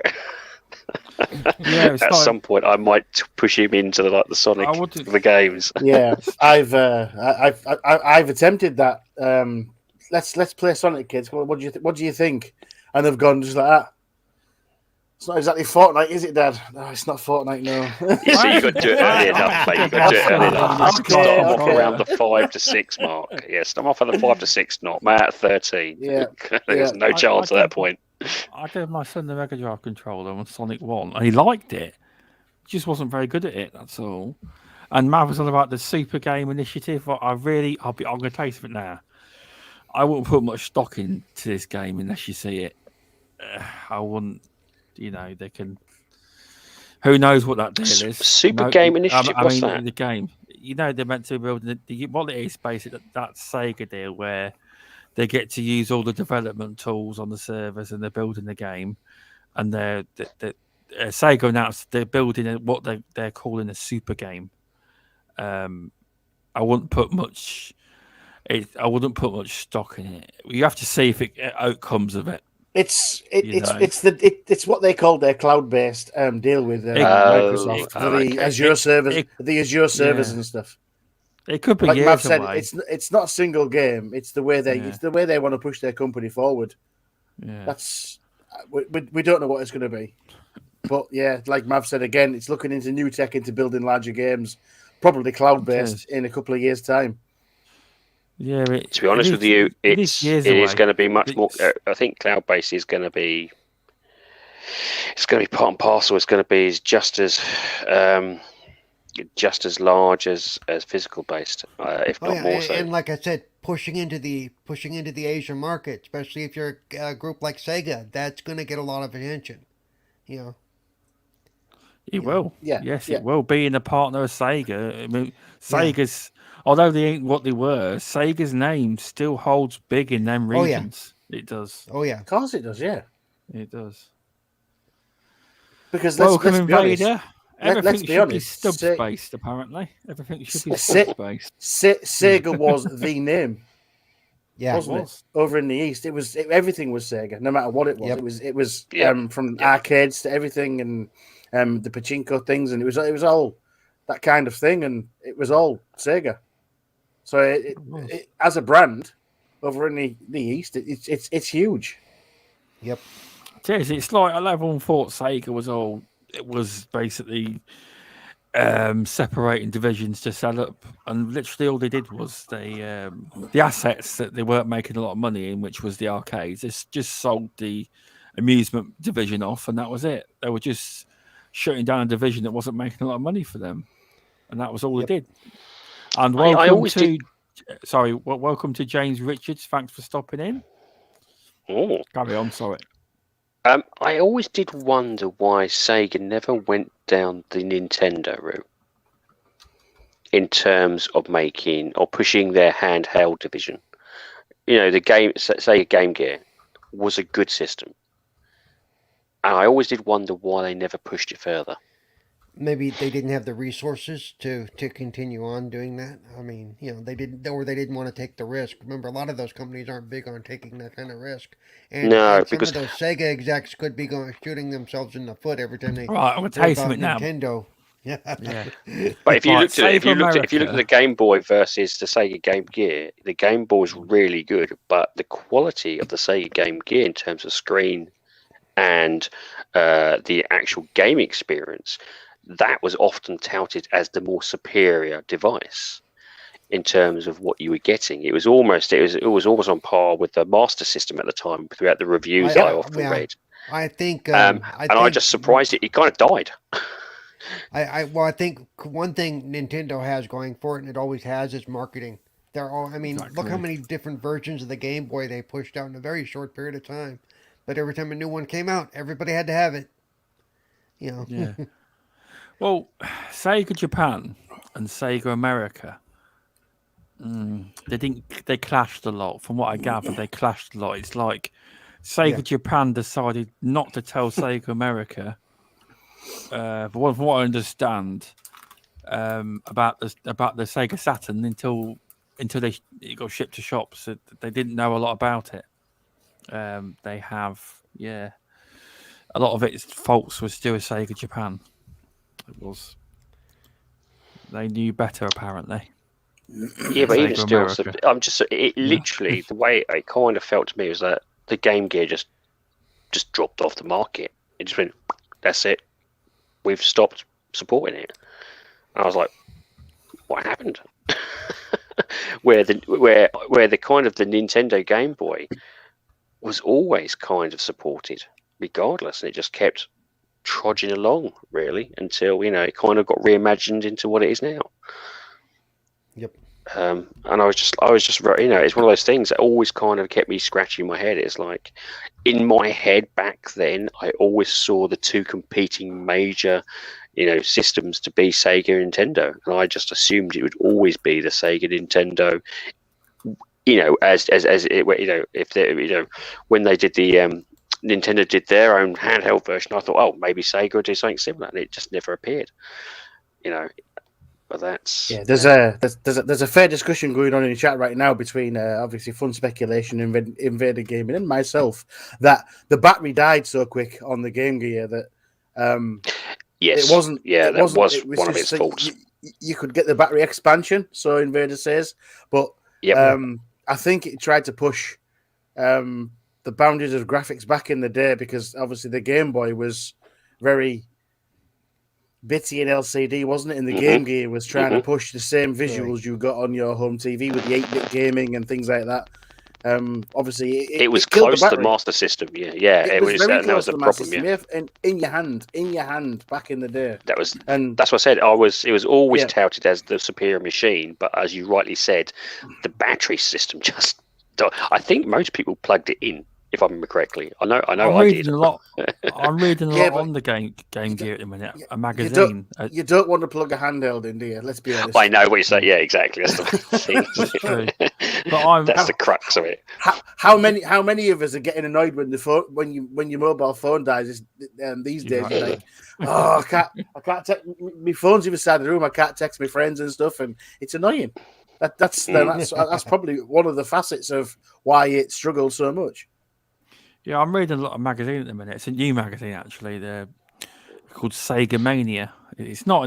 You have to order it online, and it's actually doing the Game Gear at the minute. And what they said was the Sega Game Gear basically was because of the way the batteries were. They called it. They said it's more of a rich person's, like the parents that could afford 6 batteries a time, whereas the Game Boy was only 2 batteries. It wasn't as clunky either. You could, let's be honest, you could play Tetris for hours, right, on the old Game Boy. You could be there all bloody day on it, and it'd be fine.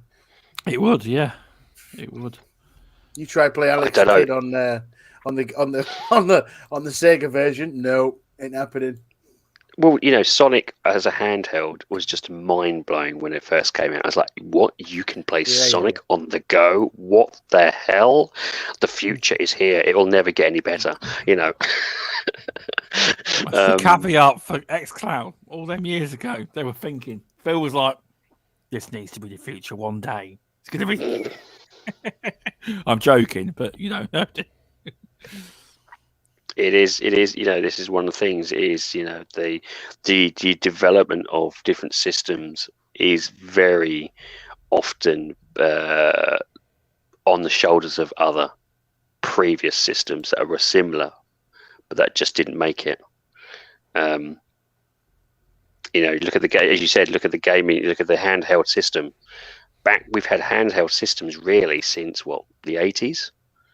But I think most people would argue that it really hasn't come into its own, truly into its own, until probably 2010. Yeah, maybe a little bit before that. So, you can imagine where it's going to be in say another 20 years' time. It's really crazy. It's like the Steam Deck. It's very good, but with all the chip shortages, let's actually hope they can actually ship their first units without the shortages, because they're not like a superpower in the hardware business. They ain't like an Xbox or a PlayStation or any big manufacturer at all. They've got money, but they haven't got the buying clout to get that many systems out. But hopefully they'll get enough out so people will be happy. And this is where I think the cloud system will overtake the hardware. I think because the hardware in terms of shortages, it will.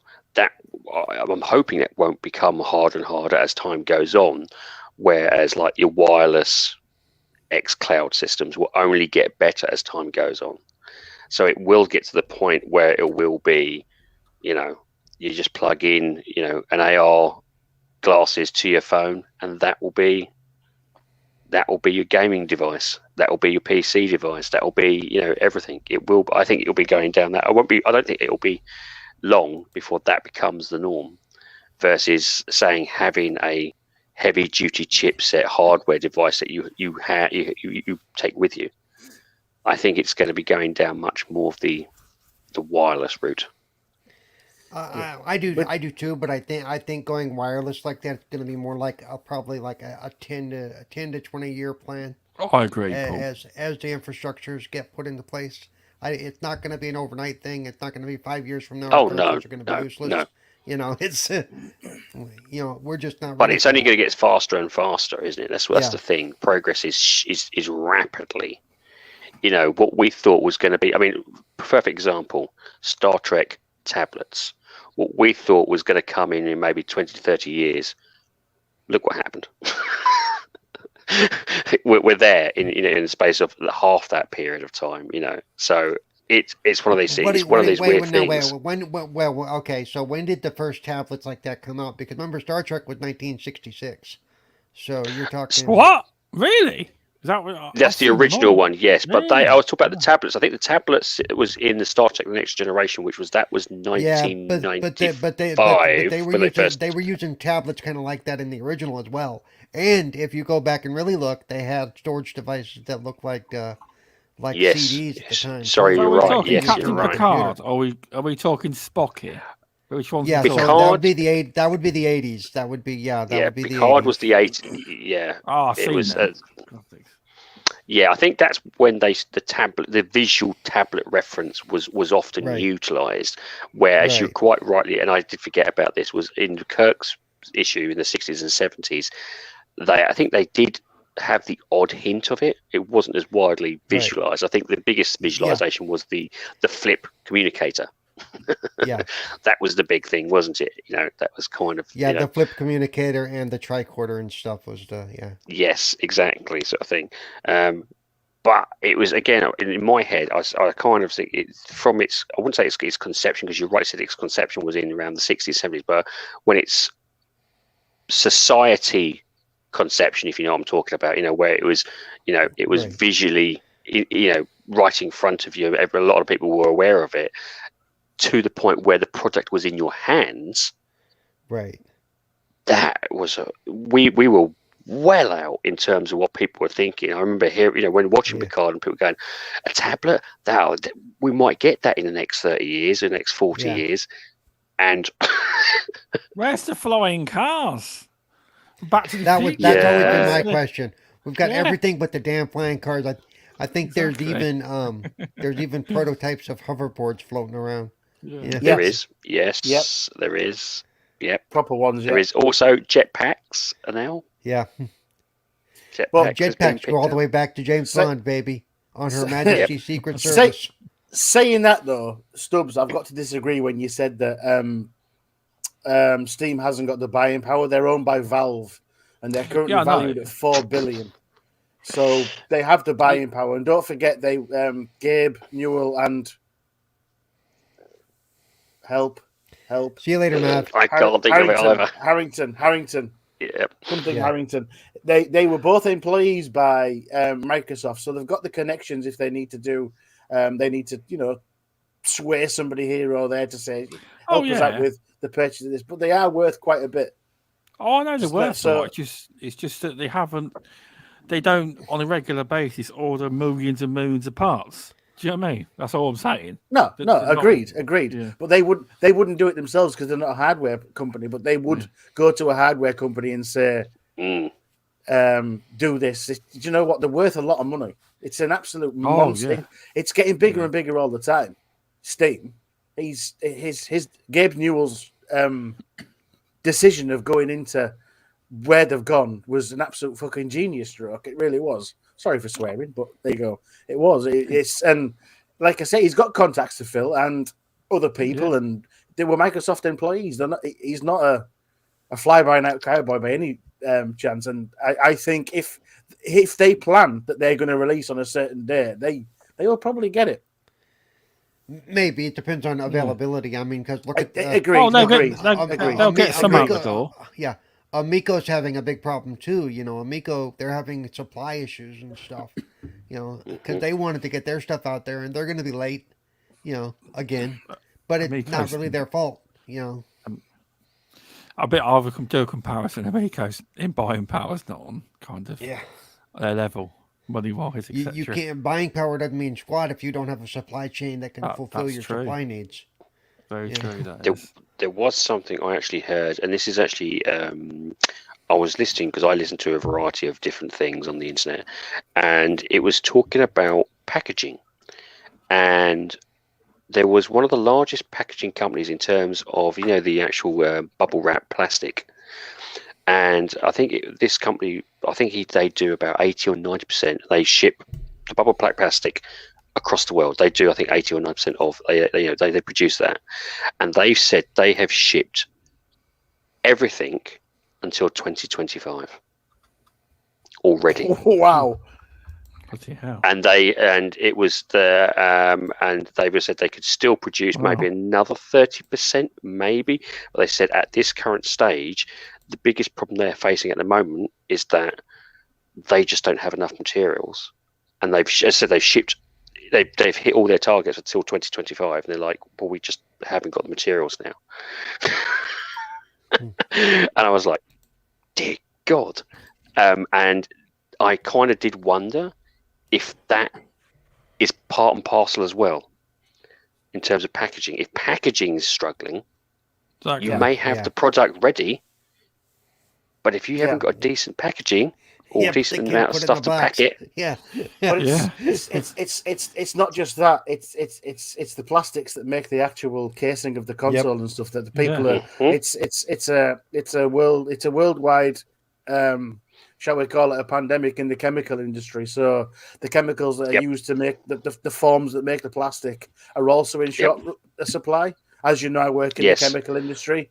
There's certain aspects of the business I work in that are really, really struggling. There's been a world shortage of polymer. Luckily, the company I work for has their own polymer plant, and they've upped production so much that they're actually selling it at 200% the price. Because they can make it rather than buy it in. Yep. So it's across the board within the chemical industry.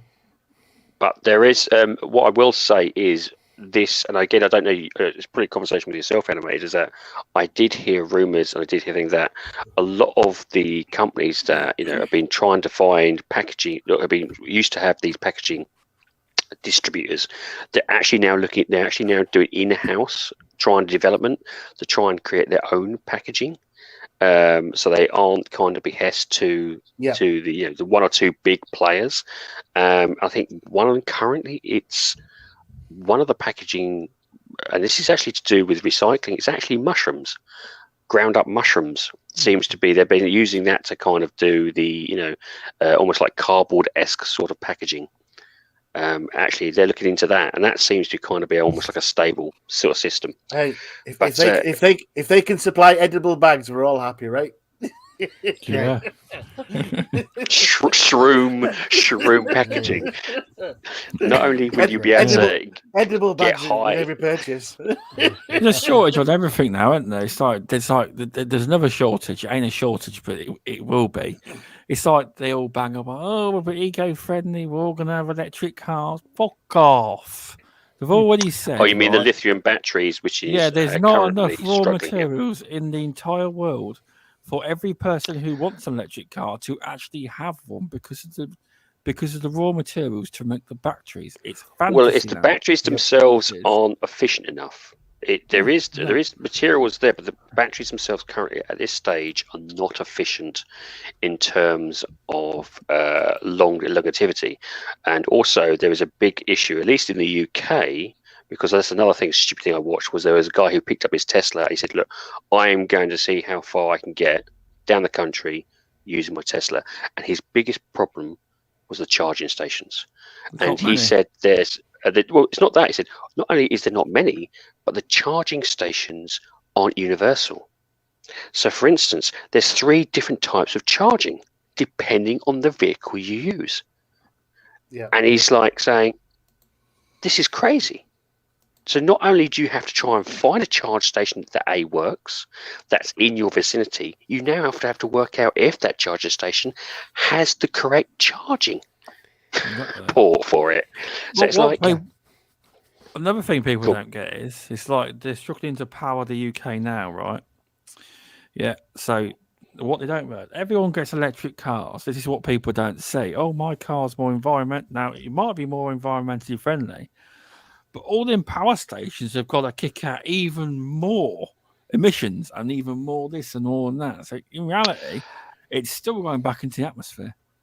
So it depends on the power stations that they're utilising, because the actual power stations in terms of recyclability is a pretty good in terms of what they can do in terms of good clean usable energy.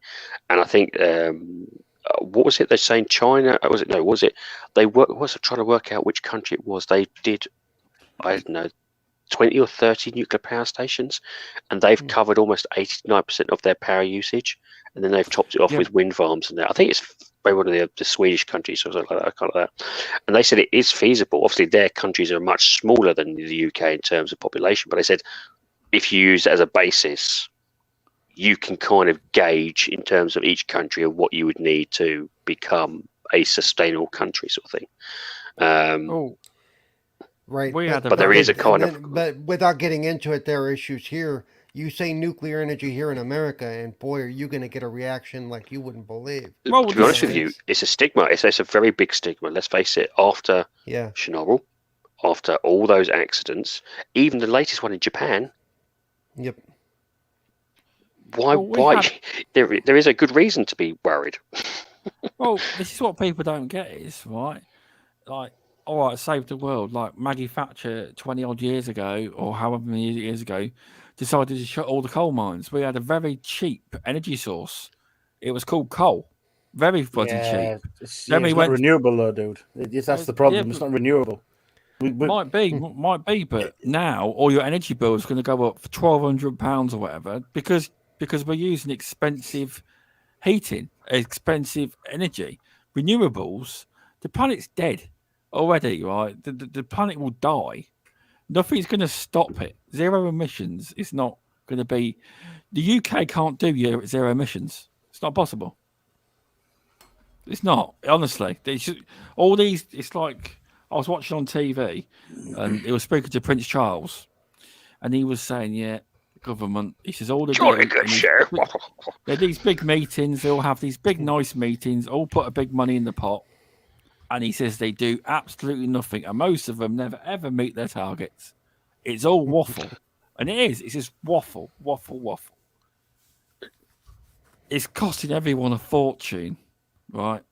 And it's like third world countries. If they ever want to become a normal, like if they ever want to stabilize and become rich countries and thrive in business, they can't because of the green issues.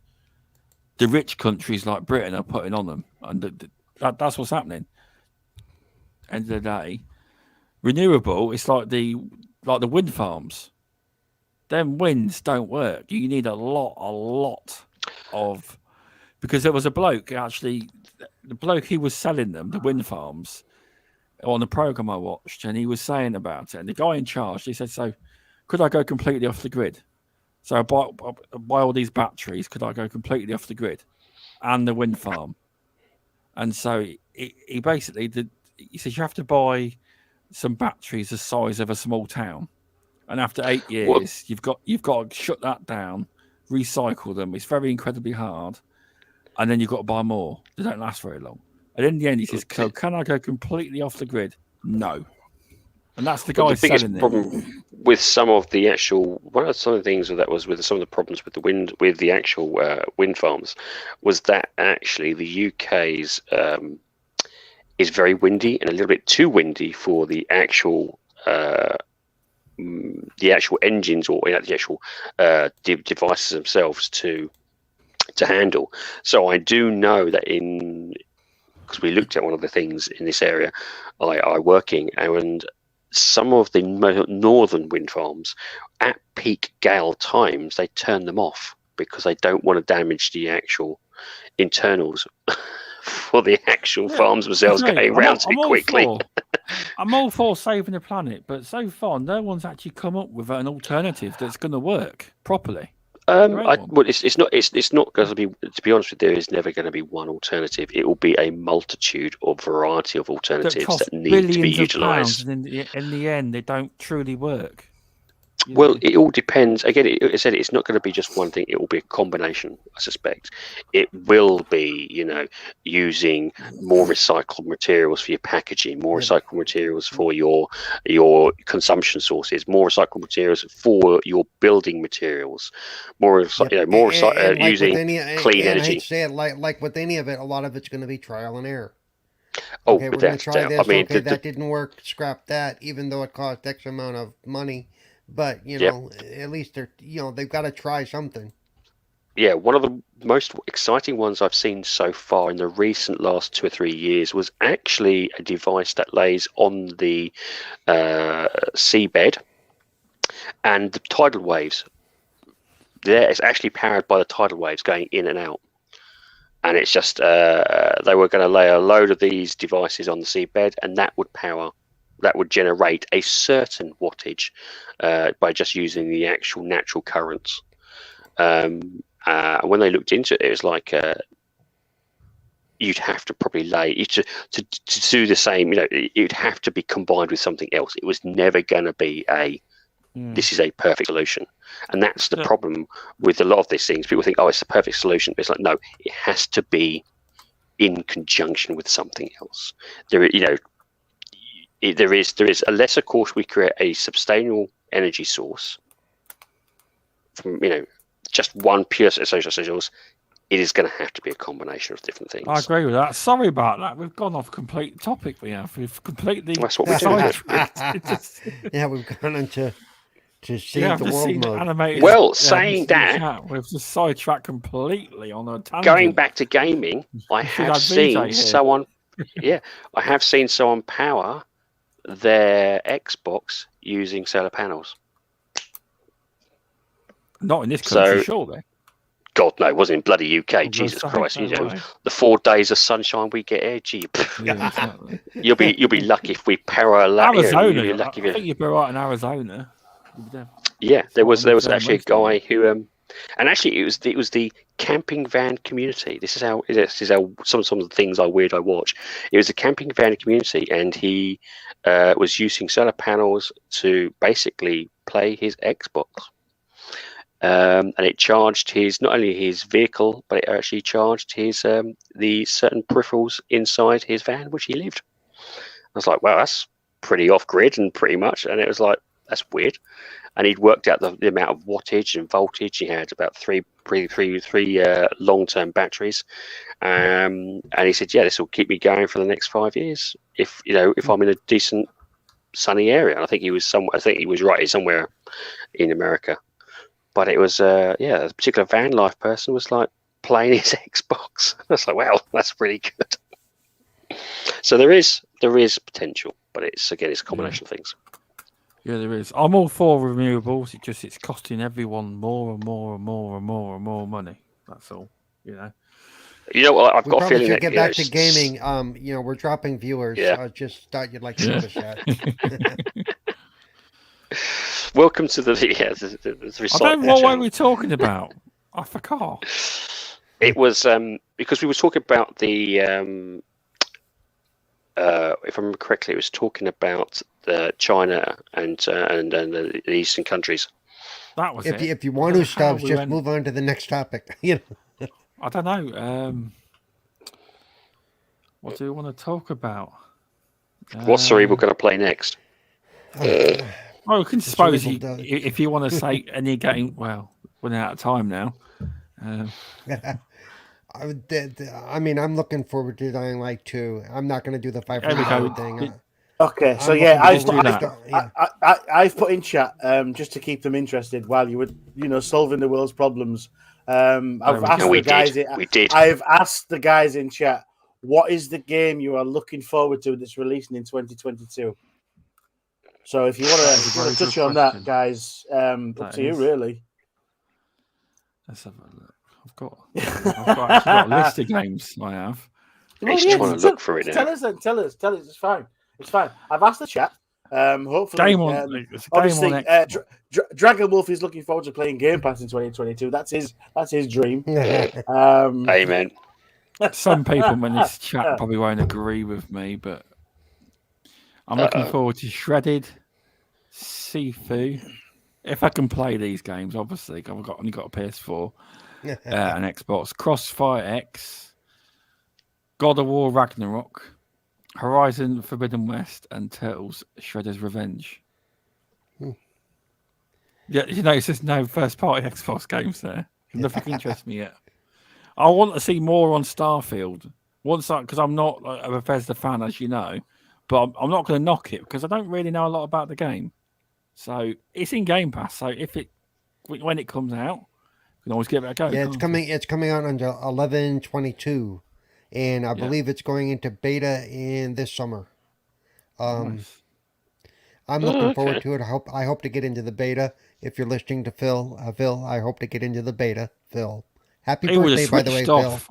Today is Phil's birthday, so yeah, happy birthday, Phil. Uncle Phil. Uncle Phil. We have to call him Uncle Phil because he looks after Uncle Phil. Yeah, Uncle Phil. Well, I don't know. He's going to be really creeped out by that. The whole he's not. Group of men just calling him Uncle Phil. I believe he's younger than I am by a few years, so it's just and he's got loads of games. Oh, sorry, and I missed Somerville as well in my list. He's a little older than me, so it's okay. But I can call him Uncle Phil because it's fine. Nobody saves the world. Yeah, good choice. And then that I am looking forward to Extraction next week or whatever it was. I forgot about that. And because I'll check it out. I'll check out anything on Game Pass. So there you go. But yeah, Dying Light 2, and really, I mean, with the exception of Starfield, there are other ones out there, but those are the two that I'm really looking forward to, are Dying Light 2 and Starfield. Oh, and Scorn. Can't forget about Scorn. It's supposed to be coming out soon here. We still don't have a date on it, but it's supposed to be soon. Did they say they were going to hold that back a bit? Yeah, it's been delayed, isn't it? Rumor. It's still this year, but it's been rumor, delayed. Okay. Yeah, still this year, but we don't know when. Oh, yeah, and Indy says, Silk Song, please announce it. Oh, yes. No, not announced for 2022. Yeah. Unfortunately, it might be the victim of the year of delays, unfortunately, because we know that a lot of indie games did launch last year because they were pretty much ready, but the ones that were still in production, I think, were going to suffer. Yep. We had such any of the ones that use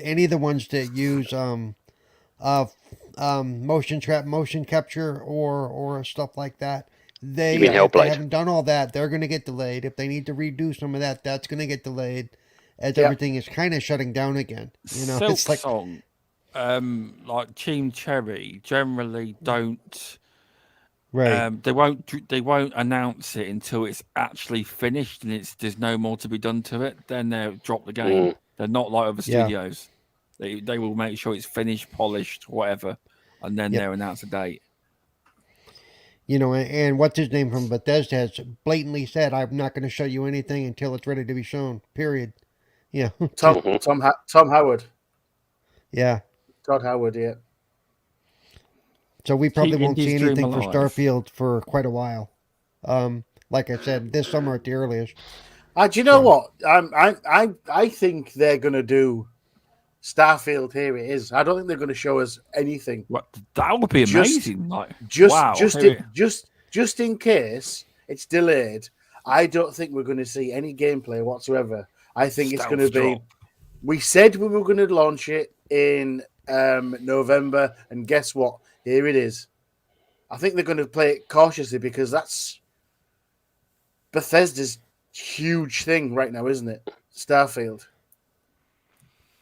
Well, yeah, and they've been working on it for years, and over the last 2 years, they've had Microsoft also backing them, so they're definitely not lacking for manpower right now. Yeah, but I do think we're not going to see anything until it actually drops and goes. Guess what? Here it is. The fact that we haven't heard boo from many of the smaller studios wouldn't really surprise me if some of those people have been pulled off to work on Starfield.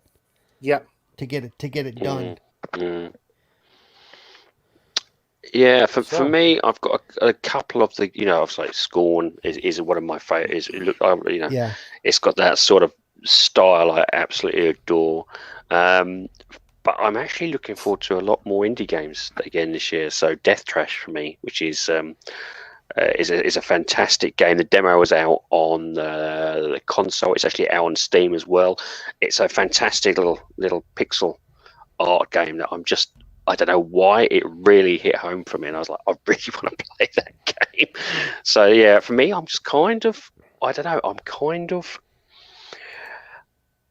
waiting to see what's announced. I think it's going to be a good year. I think it really is going to be a good year for games again. The excitement's there, and I don't know. I'm excited, and I kind of don't. I don't know what's coming, and that's what kind of makes me excited. If that makes sense. Yep. It's weird. I know. I'm weird. I'm just kind of yeah. That's it.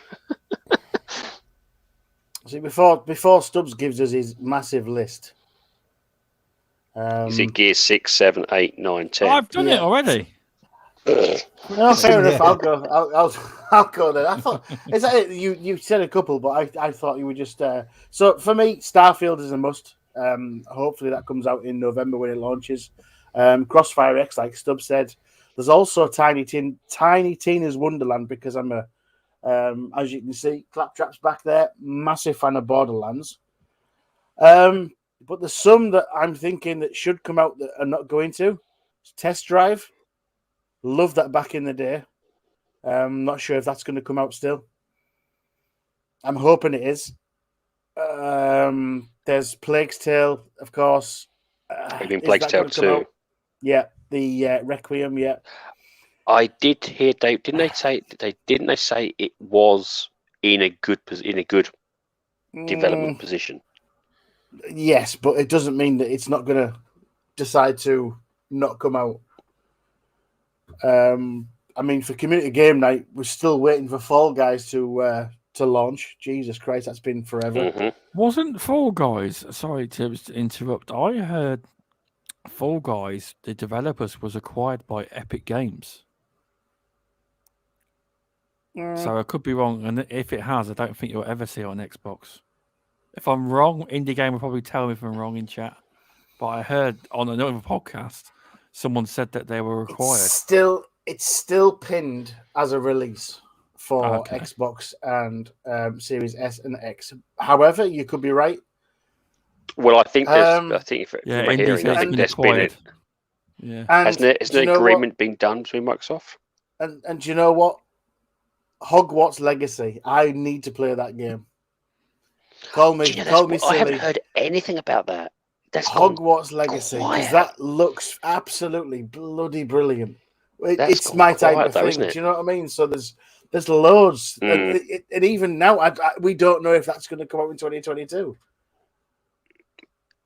Well, they showed a game. Was it a gameplay trailer, or they showed was it a trailer? It was a trailer. It was a trailer for it. Yeah. And it looked really, really good. But the trouble is, it's gone quiet as hell. It didn't sound. It kind of reminds me of something. I'm sure I heard. Wasn't it Bully 2's coming out as well? The last thing I heard that Hogwarts was delayed into Q3 2022. The Hogwarts game. I just hope it hits 2022. I mean, or are they going to push it to 2023 just because of the? Just saw in his message. Join the PCMR and play Fall Guys with us. Okay, dude.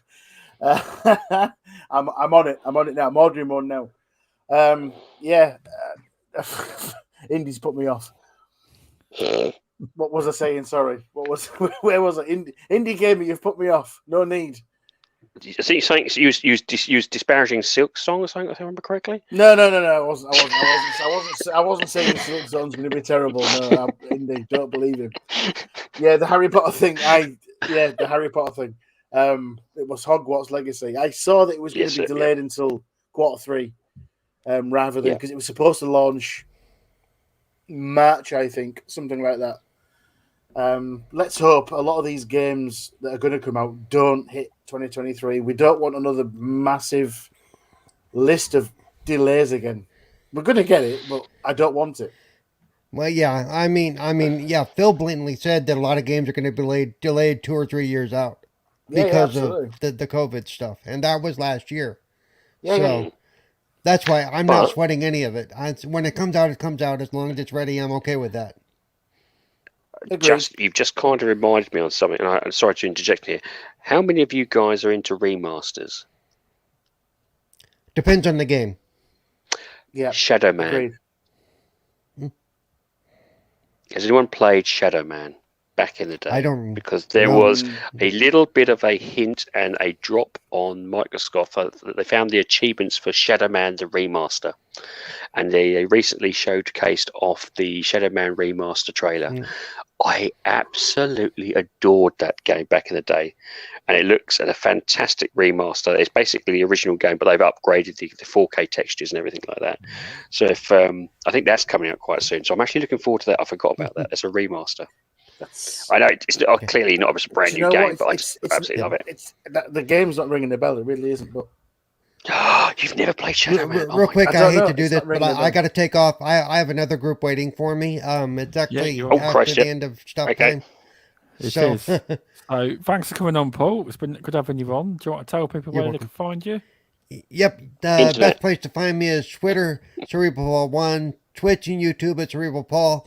You can find me here on Wednesday nights. On Thursday nights, you can find me at 4GQ TV. On Friday and Saturday, you can find me doing community game night with Animated Evil and what's his name, Mr. Tushy. And on Sundays, you can find me on the Flemish Experience. On Tuesdays, you can find me on the more outspoken, loud show that I do, Retro Renegades, where we play old games and talk crap about each other for a couple hours. It's a lot of fun. And that's about it. So I'd like to thank everybody in the chat for hanging out. It was a lot of fun, but I do need to take off, and so I will talk to everybody later. See you soon, matey. See you, Paul. See you soon. You can continue now, animated, if you wish. We can talk shit about Paul. We can talk shit about Paul. But yeah, removable sanity interjected, and I don't know what Shadow Man was. I don't remember that. It was on the Dreamcast, apparently, called Pixel Slapper. I don't know what Shadow Man is. I will get that then. I've got Dreamcast. I'll get that. It is a fantastic game. It is a brilliant game. Very dark, actually. It's a very dark game, but it's a very good game. At least that's. I don't want to spoil it to you if you've never seen it, but the Shadow Man trailer is out on YouTube. I'll try and see if I can drop it on for you if you want to have a look at it. But it's it's a really good game, really good 3D platformer game with a good story. And they did a remaster of it, and I was like, oh Christ! It just brought back all that retro goodness that I've forgotten about. So, but yeah, that's one of the things that I just clicked in my head. Yeah. So what I'm going to do is I'm going to drop a link into chat. Okay. So this is from Game Informer, and it's the release schedule of 2022, and you and everybody and the chat will be surprised at the amount of games we haven't actually got a definitive date for. Yep, so you have a look at that, chat. Again, it's Redfall, looking forward to it. Skull and Bones has been coming out for the last 10 years, it seems like. Do you know what? There's just so many. I'm going to have to slap so many Pixel games. Slapper, Soul Reaver. You know I want that. Stop bloody well teasing me. Soul Reaver. I'm sure I've played this game, Soul Reaver. Oh, it is. Yeah, if you haven't, Jesus Christ, Legacy of Kain series. Well, yeah. No, I'm thinking of Soul Calibur. I am sorry. No, but definitely a page to look at, chat, and both of you guys too as well. The amount of games we've got there that were announced for 2022 that we haven't got a staple date for to say this is definitely coming out this date it's just astronomical. And you are right. We're not going to get a lot of these, so we'll see. So then, do you think then it's going to be? I've noticed on this list is a game called Circuit Superstars. A very good game, that is. It is, but that's the launch for the PlayStation because it's not on the PlayStation yet. I didn't know. It's already on Xbox, and don't I love it? I was so jealous when I saw Indie Gamer play it. Now I play it myself, so we're all good. It's another one of my favorites for last year. I think if that's the case, then if this list is as true as you say it is, it's going to be the year for indie games. Then again, they're gonna take up the slack, and I think that's going to be the case. See it now. Damn, there's loads and loads of. And I'm going to be quite happy with that, but Yeah, just take a look at the stuff that's not There's been tons. Yeah, there's absolutely dozens and dozens of games that you think, yeah, it's coming, but they might not. As Indy said, they're still adding loads of content. Yeah, I mean, technically, God of War Ragnarok should be on there because they haven't actually given a concrete date. They haven't, so yeah. Yep, there you go. So there's loads. Oh, there is loads. Jesus. I didn't know. Goodness. See, I try and find the best information. You've done well there. You only get it on here. That's the thing, isn't it? They have also put Redfall on because Redfall hasn't actually got a release date. No, this is exactly well. Yeah. Even the ones that are going to launch in March, May, Vampire the Masquerade, Swan Song, that's going to be delayed. Trust me. Yeah. It has already been announced. It was delayed, wasn't it? Yeah, I'm not sure. I know it's not. I'm pretty sure they said last. Yeah, I'm pretty sure last year they said it was going to be delayed. Again, because they wanted to make sure it was. I think that the terms they used, they said they wanted to make sure it was the best it can be before releasing it. And I'm pretty sure they said they were delaying it. They didn't give a date. This list was created on the 6th of January 2022, so this is the most up to date we can actually have it, I believe. What's slipped in the meantime, we don't know, but definitely Vampire is going to slip again. Saints Row, because there's a little bit of a hoo-ha about its visuals. 2 Point Campus, and there's a rumor that Stalker, obviously Stalker's going to now launch in December. Which Stalker is 2 is December. It was supposed to be June, I think, originally. But no, but if they're putting it back to December, are they going to want to take on Starfield on what 3 weeks before? I'm not sure they're going to. there's so many facets of what can be delayed and what can't be delayed, and because let's be honest, they need the most eyes on this game at the time, so they're not going to want to come across a massive game. You wouldn't. Do you know what I mean? They're not. Starfield's going to be huge. But it's also it's also a lot of shareholders that are probably going to end up pushing it a little bit as well. And it's going to be it makes no sense. I agree with you to put it in line with Starfield, but how greedy are the shareholders and how pushy are they going to be? How many times have we seen, for instance, Titanfall 2? It was wrecked right in the middle of the worst possible positioning time. It's like, why would you do that? Wasn't it between Call of Duty and Battlefield? Wasn't it something along those lines? It was between the two, wasn't it? Yeah. See, I don't believe I'm going to say. But I'm going to say the words allegedly now. But what I'm about to say now, I believe allegedly, in my opinion, this is all allegedly, in my opinion, probably wrong. I believe that because they were the publisher. They wanted that game to fail because at the time they didn't own the studio, and the game fails, the studio's worth a lot less money, and you can acquire them. Not long after, they were acquired by EA. So that's just a theory, but it was put out to fail. There is some validity in that. There is a potential way of doing that, but again, it could also be just greedy shareholders. I agree. It did fail because of it.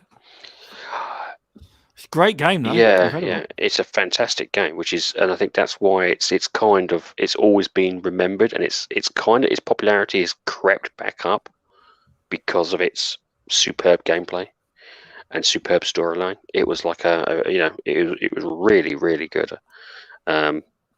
Again, it's one of those things. I don't know with the Starfield situation. It's a tough one. I think it's going to be depending on who's in charge and what the shareholders say. Maybe they're hedging their bets that Starfield will be delayed again. I'm looking at this 2 Point Campus. It's like 2 Point Hospital, but I'm presuming you run a campus. My missus would like that. She likes playing 2 Point Hospital. Most of my achievements, if you look on my achievements for that game, it's not me playing the game. Just that game gets. He says that, but it really is. You say that, yeah. Too hard for me. He's caveating himself. It's really him. It goes really fast though. That game when it starts getting hard, they start throwing stuff at you. Like it's really hard. That. I don't like hard games. People know that. That's why I can't complete Hollow Knight. Yeah, but again, don't forget that Stalker 2 is Xbox and PC only. So timed exclusive. So they always put the norm now is let's say it's exclusive, and then after we'll say it's timed. That's what they do. Timed. It's by Epic and it's on Steam, but it's going to be Steam, Epic, Microsoft. We'll see. I just can't see them releasing it a couple of weeks after Starfield. Yes. So that's in my opinion. Stalker's going to go. The trouble is, though, well, if you think about it, the next open deadline for that would be then March, because they're not going to drop it in January. It's like I feel sorry for developers. When do you release games now? There's just too many. When do you release it? When do you release gaming? You definitely don't. How many big games do you know have been released in January? No, but as we've discussed previously, we know that Xbox Game Pass is now trying to push this narrative where they're going to try and drop huge games all the time. Yeah, 23 studios. Yes, So it's one every couple of months. It doesn't need to worry about it, I suppose. Then does it? For these guys to say, "I'm going to drop a game." Shit, what's Xbox dropping? What's PlayStation dropping? Because I'm sure you're going to get something if they're clever. Something Xbox, something PlayStation. Every month, something Xbox, something PlayStation. When, as a third-party developer, do you say, I wonder what we don't have to compete with? Well, I agree with you. I do. Yeah, I agree. I just wish Xbox would have said we're going to try and drop a good game every quarter, because they dropped this whole we're going to drop a AAA game every quarter. And I don't think it's from a first party aspect. It's not. They're not at that level yet. They can get deals, but they're not at that level. We'll see. I think you're looking at 5-6 years away from being able to do that. I think they're first party studios, because you're just knocking out content. I think the earliest is going to be 2023. But then again, if you include DLC and extra content expansions, that could be included, isn't it?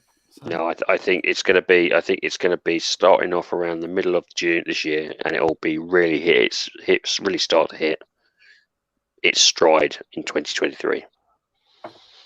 And I think majority of that is due to the delays in COVID. I think they were pushing it. They were trying to push it for this year. It's a bit difficult, because even with 23 studios, it's a big ask. So every quarter to be, it's still a big ask. I believe they can do it. It's just a big task. But remember, when you say game, it doesn't mean it's a game. It could be a free-to-play game. Still a game. But again, you're saying 23 studios, but you don't know how many teams are working on what games in what studios. Each studio could be working on 3 games, Stubbs. You don't know. I hope they look at Playground. Not only are they doing Forza, they're doing Fable. Gotcha, yeah. Do you know what I mean? I agree. They've built a building for the team for Fable. No, I agree with you. But the problem is, there's only been a couple of studios, in fact, that can successfully pull off quality games, and one of them is Insomniac Games. They are the masters of it. There's not many studios that can pull off making games at the same time and actually have them all be very good. Yeah, but you look at Insomniac. Insomniac was doing Forza, then it was doing what's the other one? I can't think of the other one.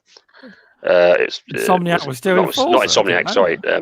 Brains. No, I'm not doing. It wasn't Insomniac, was it? They flipped though, wouldn't they? What was the game? I can't try. Animated, help me out here. Yes, weren't they flipping on a regular basis? One game one year, one game another year. I'm trying to think of what it was. Call of Duty. Oh, that. Yes, Treyarch and Activision, wasn't it, on Call of Duty? They were doing 1 year like that. Sorry, that's why I'm going wrong. Yes, it was a Treyarch system. Yeah, they were doing like 1 year here, 1 year there, 1 year, 1 year. It was Call of Duty. It was Call of Duty with Activision and Treyarch. Sorry, that's what. Yes, that's right. Yes, but so it can be done. It just depends A, on the studio, and B, on the teams. You know, and I said if it's if they've got an IP that's easy to manipulate and do minor tweaks to, they could keep doing that for many years. I mean, look at Madden. Slap in a few tweaks to it here and there. Brand new game every year. I agree. But no, I don't think it is possible. It's hard. We interviewed somebody on 4GQ TV that was from EA Sports, who worked on the Madden series called Jim Hedgie. I'm saying his name right. But do you know what? It's not copy and paste. Everything is built from the ground up every time they do it. They'll put placeholders in, but then they'll redevelop that placeholder every time. That opened my eyes when he talked about it. It's not just copy and paste. No, I can understand why you would update with charts. It depends on the. See, this is what's confused me a little bit, because if you have a very good asset, why would you rebuild that asset? Just because you can put it in a new engine looking better. But surely, say for instance, if the framework, the structural element to that asset is identical, it's just effectively you would want a better skin around that framework. Agreed. To make it look better. So agreed. When he says he's building it from the core up, is he talking about the fundamental structures, which would wouldn't make sense to me financially, or is he just saying the bones is still there, but what we do is we give it a brand new fresh skin from the ground up to pick up the new qualities, the new textures, the new lighting and stuff like that. It's well worth checking out the interview with him because it opened my eyes a little bit, and but I agree that an asset is an asset. If you change the color from the color white to the color pink, you keep the asset and change the color. Surely, right? Maybe give it. But he said it was built from the ground. It was rebuilt year after year after year, and he worked on the Madden series. I can understand the reasoning why if you're going from a different UI or a different system, but financially that makes no sense unless, of course, the software itself is forcing you to do that. So the software itself is therefore saying, look, actually, if you want the best quality and most stable elements, you have to do this. But to make it as a choice, you wouldn't do that generally. That's what I'm thinking. I'm just trying to think of logically. That makes no sense from a coding perspective. Absolutely. If you had a stadium, you wouldn't recode the entire thing because the ball's gone missing. Do you know what I mean? From a coding perspective, yes, it makes no sense of rebuilding. But it was a compelling discussion we had, and he did work for the year. So yeah, it's an old one. That was from at least very early this year. Last year, sorry. I'll check that out. I will. Sounds good. That does. But I reckon we're going to have to end it there. It's getting late now. It is. Although we didn't cover all the topics. We went on the right tangent, and that's how we roll. Good way to start off the year, to be honest with you. A really good rant and rave and talk about the world. I'm sure I'll get to the pizza topic next week. So thanks for coming on, Animated Evil. Can you tell people where they can find you? Do you know what? I'm on that many shows you are. and I do that many things over the Tinterweb that the best place to find me is on Twitter, animated_evil, or on Twitch, animatedevil857. Both those channels will tell you exactly what I'm up to and exactly what shows I'm on, including this one and Flamish and 4GQTV and all that sort of stuff. So jump on me on my Twitter account. It'll tell you exactly where I am, what I'm doing, and why. And before I finish though, thanks for having me on, Stubbs. Awfully good to see you. Happy New Year and all that bullshit. And yeah, chat's been absolutely on fire tonight. So I appreciate you guys in chat, and especially you guys that have hung on all this time while we've been while we've been chatting on and on and on and on and on. Yeah, thank you. Thanks everyone. But yeah, no, it's good to have you back on. It was I haven't spoke to you in a while because as Toshi says, I'm more like a PlayStation gamer than an Xbox gamer. I don't play online very often. I don't. But thanks for coming on, Removable. Much appreciated. Thank you for having me on, and thanks for the chat and Animated. It's great to see everybody back again. Looking forward to more happening this year. If you are even remotely interested in talking to me, and trust me, after this podcast, you probably won't want to be, you can find me on YouTube, Minds, Twitter, and Xbox under the name RemovableSanity. Thank you again. Going on. And if you want to find me at StubzGaming on Twitter, I also run another podcast with a Centurion 1307 Plastic Platforms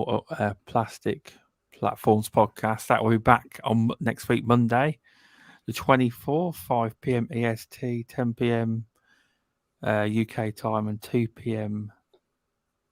PST. And I'll be talking some gaming talk with Centurion. This isn't on my actual channel. This is on Plastic Platforms podcast channel.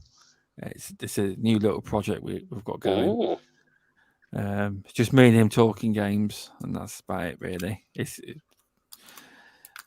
can check it out. That would be great. But if you don't want to, that's great as well. But thanks for checking this show out. I can't force people to listen to it. There's tons of content out there. No, Stubbs, you should be saying, if you do not fail to attend this channel, you will be murdered. We just enjoy doing it. We I understand. We do. But yes, and this show will be back next week, same time. I'm just trying to drop the link in for the YouTube channel while we're still live. I am. Let's have a look. So if you want to subscribe to Plastic Platforms, I'm just dropping it in the chat. Go away. Right, that's it. I'm talking to my phone there, sorry. There we go. If you want to subscribe to that channel, it's got 21 subscribers currently. It has not many, but it's also on Podcast Network, so I'm sorting that out. But anyway, thanks for coming, everyone. We'll be here the same time next week. And we'll be talking about more gaming topics. We will. And thanks for coming. Thanks, Removable Sanity. Thanks, Animated Evil. And thanks, Cerebral Port. He's gone, but thanks anyway. Thanks for tuning in, everyone. It's been fun. I'll see you all soon. See you soon, everyone. See you all next week. Ta-ta. Bye. See ya.